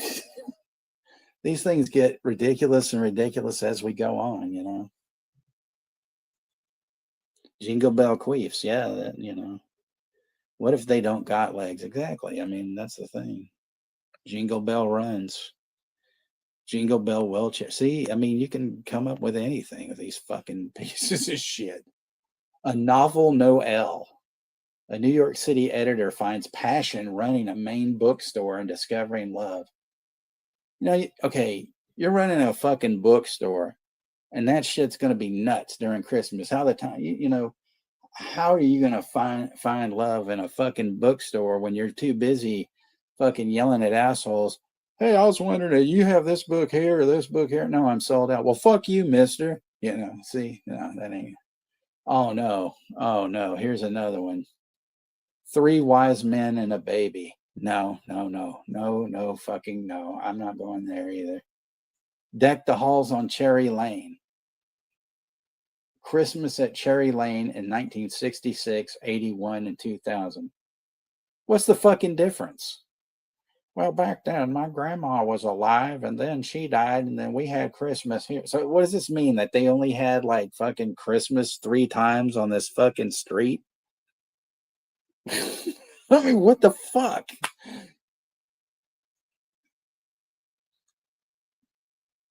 Tis the season to be Irish. Okay, it says a woman tries to flip a house in Ireland, but is challenged by a handsome local. You know that is not the premise of that movie. This means this bitch pisses somebody off in Ireland. The fucking mob, Irish mob, comes after her, kills her family if she's lucky, and she maybe gets out alive and goes on a revenge spree. That's what that fucking movie should be about. The Christmas charade. See right there, that tells you exactly what that's about, because all these movies are a fucking charade. But it says Whitney gets wrapped up in an undercover mission with a grinchy FBI agent. Oh, sure she does. Probably like some fucking FBI guy posing as a baker or some shit. Oh God, here we go. Here's another one. Hanukkah on the Rocks. A laid-off lawyer gets roped into bartending at a local bar during Hanukkah. Okay, that's racist as fuck, because you know what's coming there. Fuck that shit. Trivia at St. Nick's. Locals compete in a Christmas bar trivia tournament at the end of the semester. Nobody gives a shit about this either until like the townspeople that don't like the people at the bar come in and shoot them during a botched robbery. That's what's going to happen in that one. The Santa Class. The owner of a struggling Santa school helps an amnesia-stricken Santa. God, who comes up with this shit? Oh my God. No fucking way. What do they do? Was he like drunk and tripped over like a curb and hit his head on the street? Hey, we got a drunk Santa here. Yeah, he's bleeding from the head. Well, let's just leave him. A couple of days later, where the fuck am I? Who am I? Well, it's you, Santa. You got a little blood on you, but that's okay. This time each year, a separated couple hides the issues in their relationship from their families. Well, who the fuck doesn't do that shit? Tell me something I don't fucking know and don't want to know. Fuck you. 'Twas the date before Christmas. What the fuck? I mean, why isn't there? Yeah, the Santa clap or Santa gets the clap. Now, Santa goes to Club Chlamydia, the date before Christmas. Jesse and Brian plan a first date on Christmas Eve with Jesse's entire family. See right there, that's a gangbang or an orgy, or there's a bunch of swingers involved wearing fucking Christmas outfits, and the last one who comes on the cookie has to eat it. No. We're not. No. A Carol for Two. Okay, this says a talented singer starts working at a Broadway restaurant with singing waiters. Okay, that's really bad. And since it's called a Carol for Two, you know what that is. That's a fucking double team. So yeah, no, fuck that. A bit more Christmas backstage pass. Christopher Polana leads an exclusive tour of the Bitmore estate. No, nobody gives a shit. Let's see. Believe in Christmas. Two best friends travel to Christmas land, a place filled with hope and miracles. Bullshit. Christmas with the Sings. Holiday traditions and cultures collide when Asha and Jake meet their families. Yeah, no, fuck that as well. Deck the walls. Well, it's better than decking the balls, I guess. A successful interior designer helps her brother's holiday charity home project. Yeah, and those dudes are secretly gay. Ah, fuck that. The 5 year party the 5 year Christmas party. Alice and Max grow closer and closer while catering holiday parties every year. Okay, but it took them 5 fucking years to get closer and closer. Bullshit. Trading up Christmas. Michelle tries trading up valuable items to get her sister a home for Christmas. You know that bitch is on OnlyFans. Yeah, fuck that. A dance in the snow. Melanie secretly plans a Christmas dance for her daughter Jenny. Yeah, she secretly plans for her to like entertain strip for men in the snow and instead of getting her an OnlyFans. Okay. My sweet Austrian holiday. Charlotte inherits a chocolate shop, but a developer wants to buy the building. So this bitch goes all the way to Austria because she inherits a chocolate shop, and then some cunt wants to buy the building. Yeah, that sounds like a real fucking winner. The finish line, and that's Finnish as in Finland. Anya races to reclaim her father's legacy in Finland. I'm sorry, facing challenges. Yeah, that's real ambiguous. Whatever. Fuck you.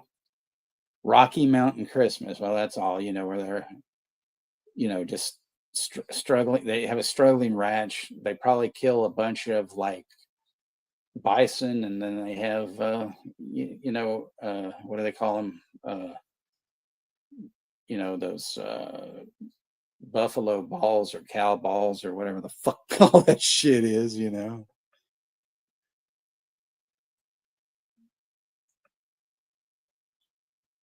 Willy Wanker and the Fudge Packer Factory. Well, close enough. Santa's back door Xmas, yeah. Deck the ball sack. See, I mean, the things that we can come up with, even better than this shit. But this one has Treat Williams in it, so rest in peace, Treat Williams. So anyway, Rocky Mountain oysters. That's what I was fucking thinking of. An unexpected Christmas. Yeah, like people don't fucking expect Christmas. What a fucking joke.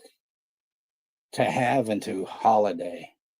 God damn, this is stupid. A pastor hopes to officiate his daughter's Christmas wedding. Well, good luck with that, because you've probably been arrested for some things that we won't discuss on this stream. Season's greetings from Cherry Lane. What the fuck is it with this fucking Cherry Lane? Now, this one is Christmas at Cherry Lane in 51, 2003, and 2004. So I guess they've had a few more Christmases there. But the picture of these two dudes makes it really even scary.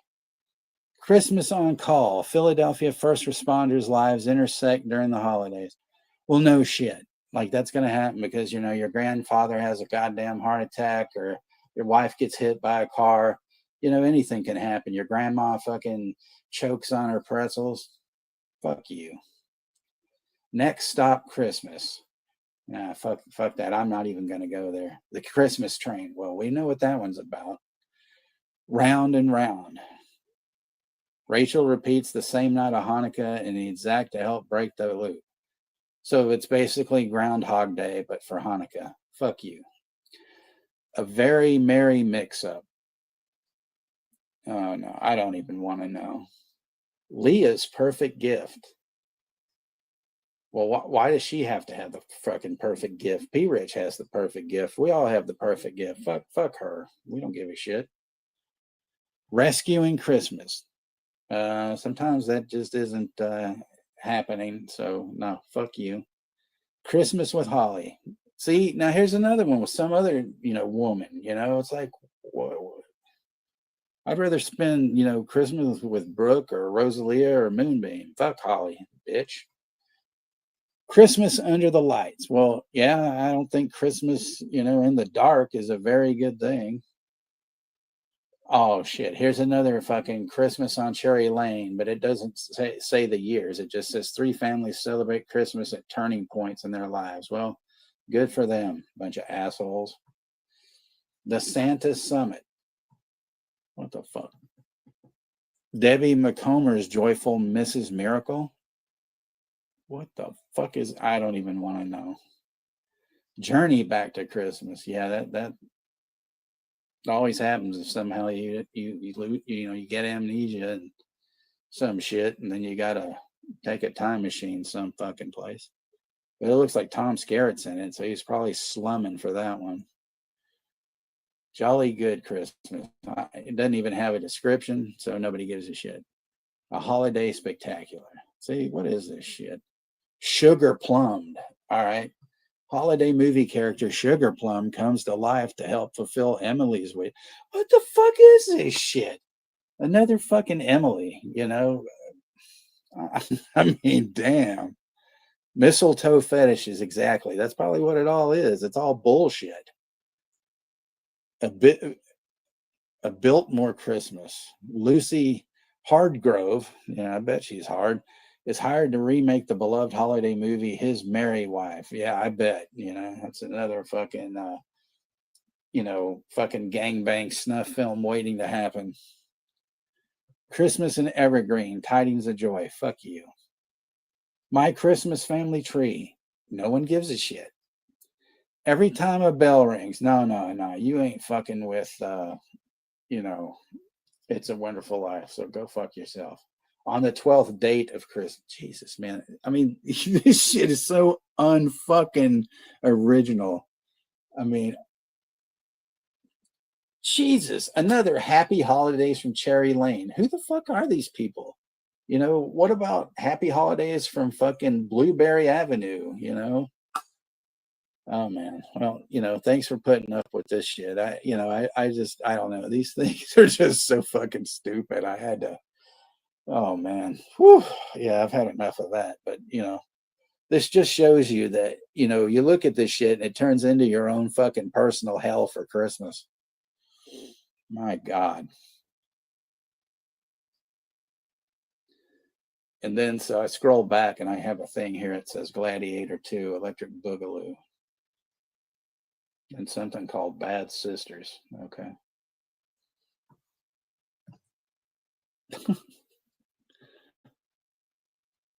Camel toe, mistletoe, the secret, Santa's secret, Mrs. Santa's secret camel toe. That would be a good one.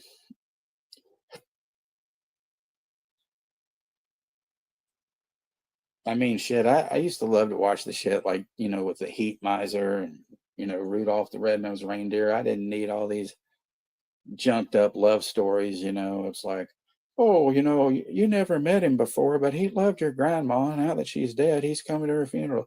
Oh, I've never met him and he's so cute. I think maybe I'm in love and we should get married and then we'll have some little elves and, then they'll turn into cannibals and they'll eat Uncle Chumsley,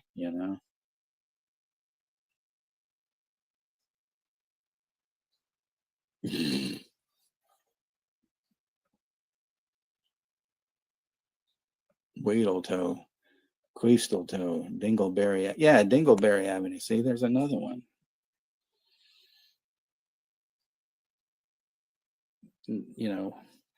Oh, I did another movie though I watched today was that one on Netflix, Frosted. That was fucking hilarious. It's like this goofy ass movie. It's like the fake story of how Pop Tarts were created, and it was actually pretty fucking funny and ridiculous.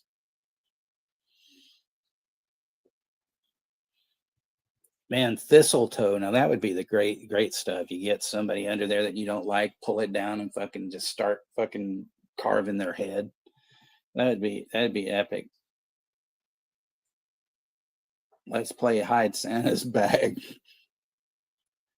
Ooh, Manchester. That's a triple X one if there ever was one. I think what they ought to do is like have a movie called The Santa Father, and then in that one scene where there was the horse head, they'd have a reindeer's bed, head in the bed instead. That would be really fucking awesome as shit.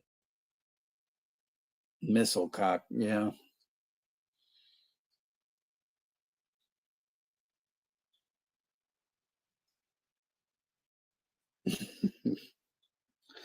Fucking around the Christmas tree, somebody's pulling out the, you know. It's about as far as I'm gonna go on that one. Gingerhead house. See, there you go. That could be a lot of different aspects. You remember that old house there, the Gingerhead house? Some say it was a whorehouse. And then, these elves were there mysteriously, and strange things started to happen.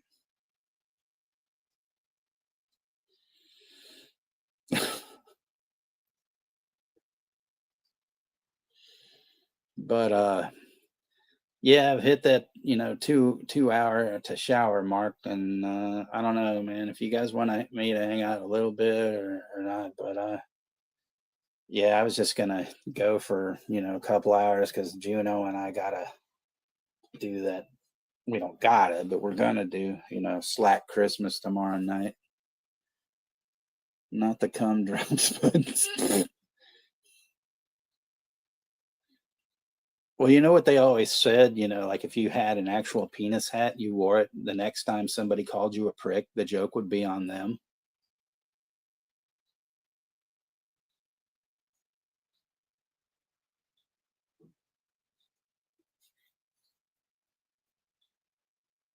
That's why I think, everybody, should have some kind of weird, you know, weird hat. There should be in like a national, like,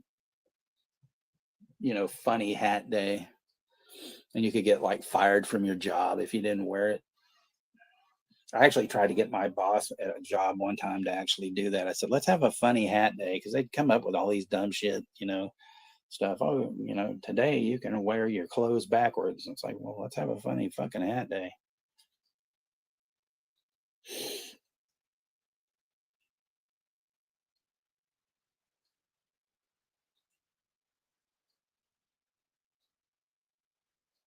That fucking song, that sixpence none the richer, kiss me, that fucking song. There you go.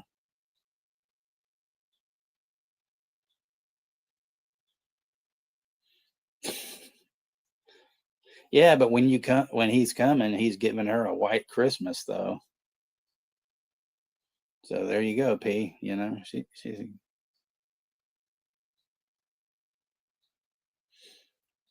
you better be there, Russell. Because if you're not, you're gonna. I mean, who cares if you're seeing it for like the 60th time? That's a great movie. This picture of like Gladiator 2, they show old Denzel and he's like this, like he's pondering, like, why the fuck did I make this movie?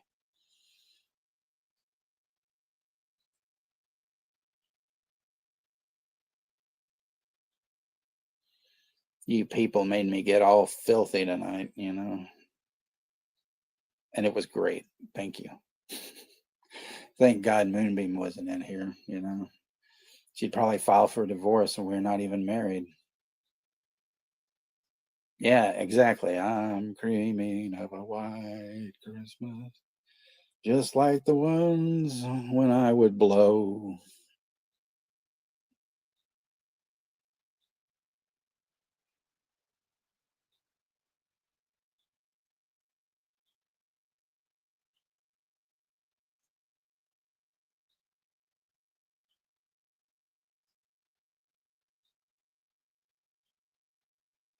Is that a lava lamp? No, that's my lotion lamp.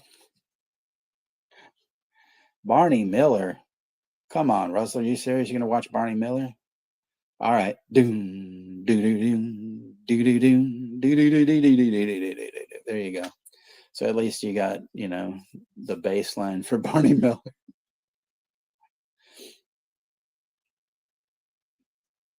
Abe Vigoda, Jack Sue, and Ron. Was Ron Glass in that? I think. Yeah, yeah. I used to watch Barney Miller, Barney Swiller.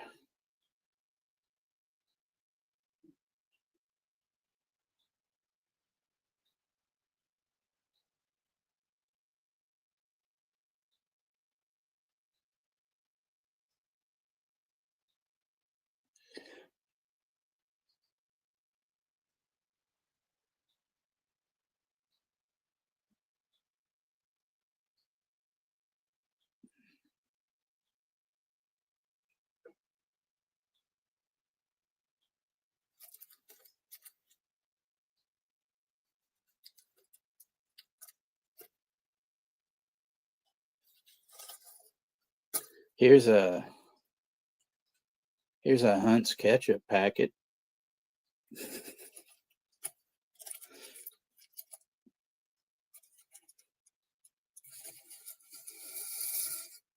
Here's a straw, and it still has the condom on it.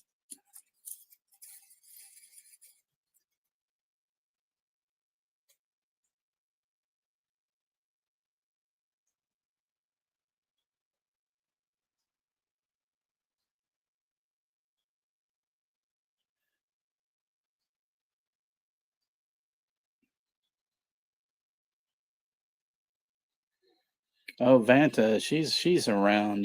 Sometimes she'll be blowing hearts, or in the rooms and stuff, and she's around. Thank you, Rosalia. I knew, you know, I knew you would appreciate those. I mean, it's just like every year when I see that shit, I'm just like, oh my god, what is this? You know, you want to see the ketchup packet again? All right. This is the Hunt's ketchup packet. It looks like, I mean, it is teeny fucking tiny, but then, I mean, obviously this is, my TV tray, but the secret is out. No, not really, but so I have all sorts of things, around, but here's the fancy ketchup, the Whataburger fancy ketchup, and that's the good stuff. See, I know you appreciate that stuff too, so yeah.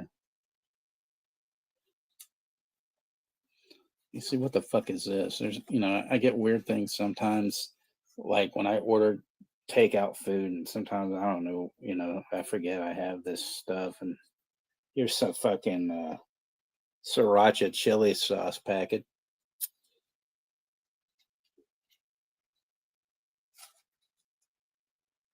I need to kind of get this fucking table in order and shit. Yeah, Heinz is good though. Yes, exactly. But this Whataburger ketchup though, it's to die for. It's really good stuff. Just like Heinz. I mean, I'd die for Heinz shit. Anticipation. The spicy is okay. I'll eat that every once in a while, but it's not my fave. It's really funny because where Moonbeam lives, there's no Whataburger up there, but then they sell the Whataburger mayonnaise and all the condiment stuff in the stores there. So she's like, "Oh, I buy the Whataburger mayonnaise." And I'm like, "Oh, cool."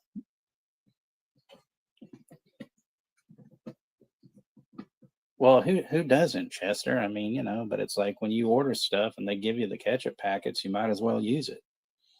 You know, I mean, of course, bottles are the best.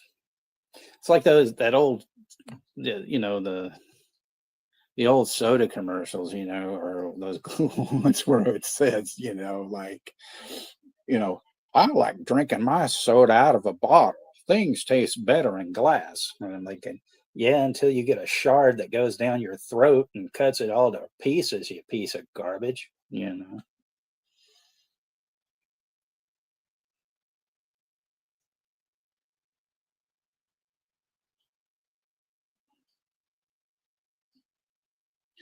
Well, I'm sure you'll find it somewhere. They should actually bottle that up, sell that in stores too.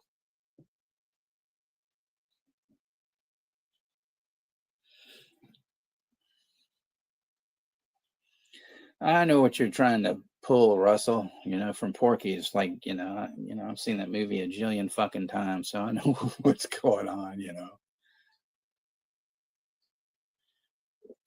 There you go. Brooke. Whataburger is like one of the best places. Jimmy and I, we go out there and we'll hang. And there'll be like these Russian dudes that talk about their old KGB days, and probably some of the bodies that they've hidden somewhere. But we don't pay them any mind. We just kind of laugh. Those are prizes that come with your bottles. Yeah, broken glass. Broken glass, and then it ends with the handcuffs on your hands.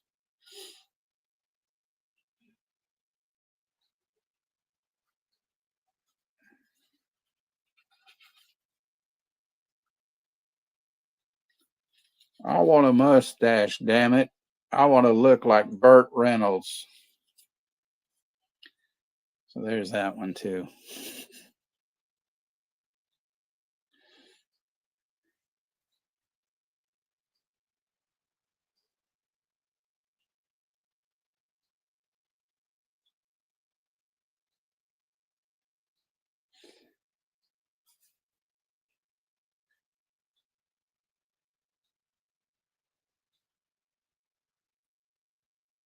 I'm sure that I'm sure that you wipe the floor with them, Jason. I mean, they can all, you know, talk so big about their fucking vodka and their fucking fish head soup, but you can't keep a good drinker down, man, no matter who it is. fucking fucking commie bastards. Just kidding.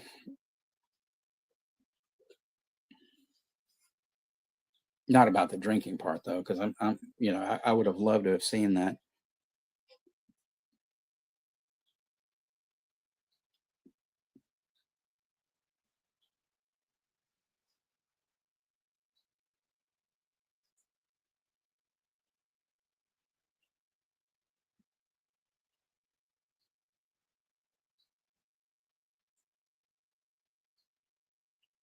But all right, fam. I think I'm gonna cut out and figure out something else I got to do or not do, and whatnot. But I thank all of you for taking time out of your Christmas to come out, and hang out, and you know, Stars Burgers. No, there's nothing called Stars. We used to have Princes. And, we've got Rud fuckers, and we have In and Out now and stuff, and of course, Burger Queen, and then Dairy King, and then a few other places, but no Stars. Well, you're very welcome, Brooke, and Rosie, and Chester, and you know, it was a good time. Thanks for putting up with me and stuff, for all this time, and letting me just go on and on about those ridiculous, horrible, Hallmark horror Christmas films, because they suck, But I'll see you guys tomorrow night with Juno, and we're going to be watching, Black Christmas and whatnot and stuff.